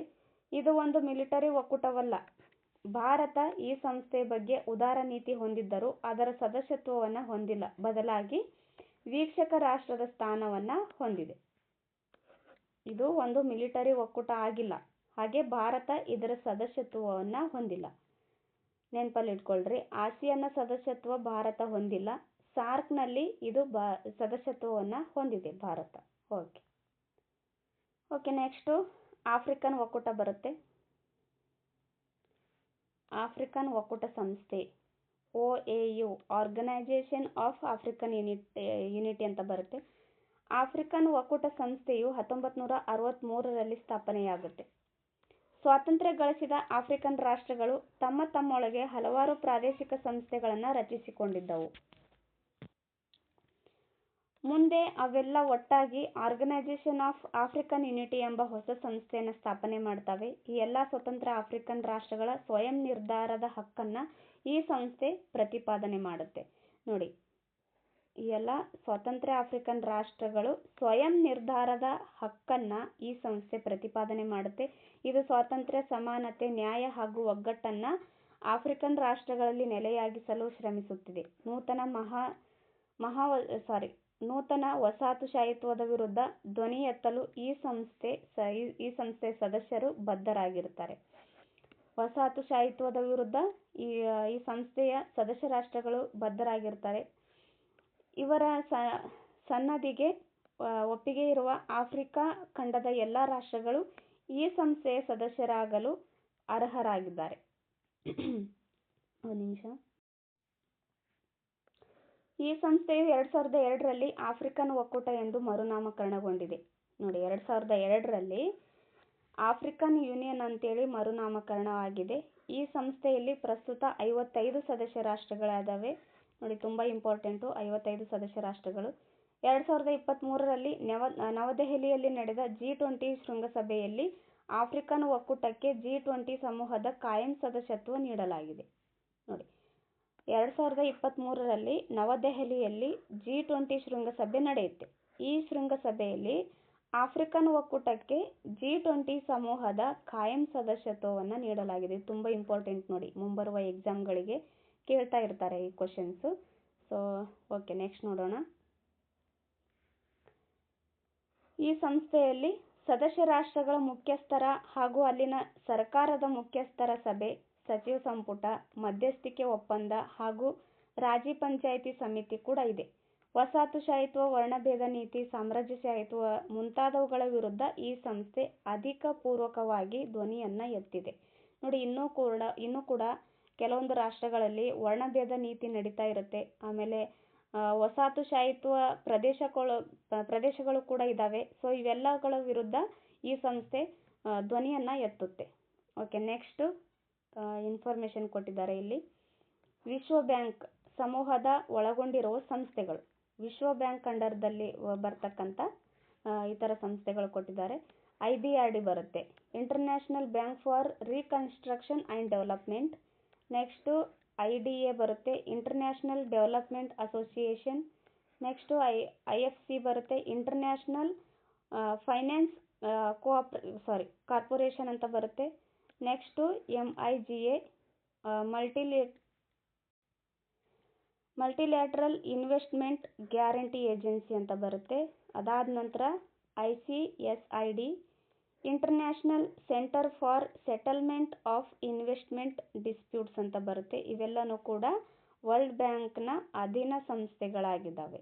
ಓಕೆ, ಅಂದರೆ ಅಧೀನ ಸಂಸ್ಥೆಗಳನ್ನೋಕ್ಕಿಂತ ವರ್ಲ್ಡ್ ಬ್ಯಾಂಕ್ನ ಸಮೂಹಕ್ಕೆ ಒಳಗೊಂಡಿರ್ತಕ್ಕಂಥ ಸಂಸ್ಥೆಗಳಾಗಿದ್ದಾವೆ. ಓಕೆ, ನೆಕ್ಸ್ಟ್ ನೋಡೋಣ. ಖಾಲಿ ಬಿಟ್ಟಿರುವ ಜಾಗವನ್ನು ಭರ್ತಿ ಮಾಡಿ ಅಂತ ಕೊಟ್ಟಿದ್ದಾರೆ. ವಿಶ್ವಸಂಸ್ಥೆಯು ಪ್ರಾರಂಭವಾದ ವರ್ಷ ಯಾವುದು ಅಂತ ಕೇಳಿದ್ದಾರೆ. 1945 ಅಕ್ಟೋಬರ್ 24ರಂದು ಇದು ಸ್ಥಾಪನೆಯಾಗುತ್ತೆ. ವಿಶ್ವಸಂಸ್ಥೆಯ ಮುಖ್ಯ ಕಚೇರಿ ಎಲ್ಲಿದೆ ಅಂತ ಕೇಳಿದ್ದಾರೆ. ಮುಖ್ಯ ಕಚೇರಿ ನ್ಯೂಯಾರ್ಕ್ನಲ್ಲಿದೆ.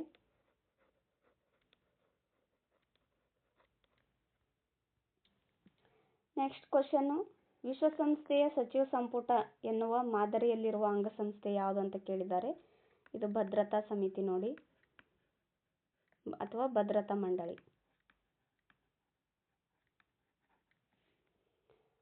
ಅಂತಾರಾಷ್ಟ್ರೀಯ ನ್ಯಾಯಾಲಯದ ನ್ಯಾಯಾಧೀಶರ ಅಧಿಕಾರಾವಧಿ ಎಷ್ಟು ಅಂತ ಕೇಳಿದ್ದಾರೆ. 9 ವರ್ಷ.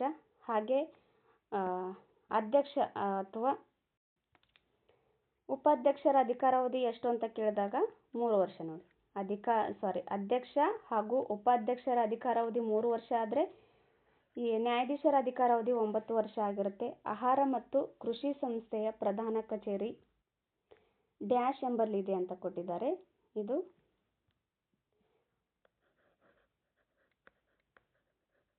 ಇಟಲಿಯ ರೋಮ್ ಎಂಬಲ್ಲಿ ಇದೆ. ಅಂತಾರಾಷ್ಟ್ರೀಯ ನ್ಯಾಯಾಲಯವು ಡ್ಯಾಶ್ ಎಂಬಲ್ಲಿ ಇದೆ. ಅಂತಾರಾಷ್ಟ್ರೀಯ ನ್ಯಾಯಾಲಯ ನೆದರ್ಲ್ಯಾಂಡ್ನ ಹೇಗ್ ನಗರದಲ್ಲಿ ಇದೆ. ನೆಕ್ಸ್ಟು ವಿಶ್ವಸಂಸ್ಥೆಯ ಈಗಿನ ಮಹಾ ಕಾರ್ಯದರ್ಶಿಯವರ ಹೆಸರು ಏನು ಅಂತ ಕೇಳಿದ್ದಾರೆ.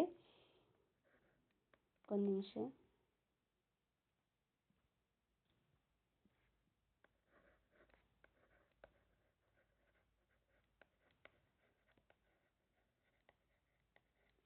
Antonio Guterres. ಇವರು ಪೋರ್ಚುಗಲ್ ದೇಶದವರು ನೋಡಿ.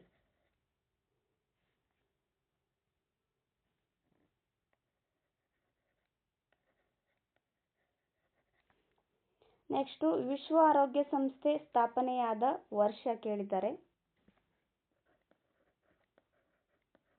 1948. ಸಾರ್ಕ್ ಸ್ಥಾಪನೆಯಾದ ವರ್ಷ ಕೇಳಿದ್ದಾರೆ. 1985.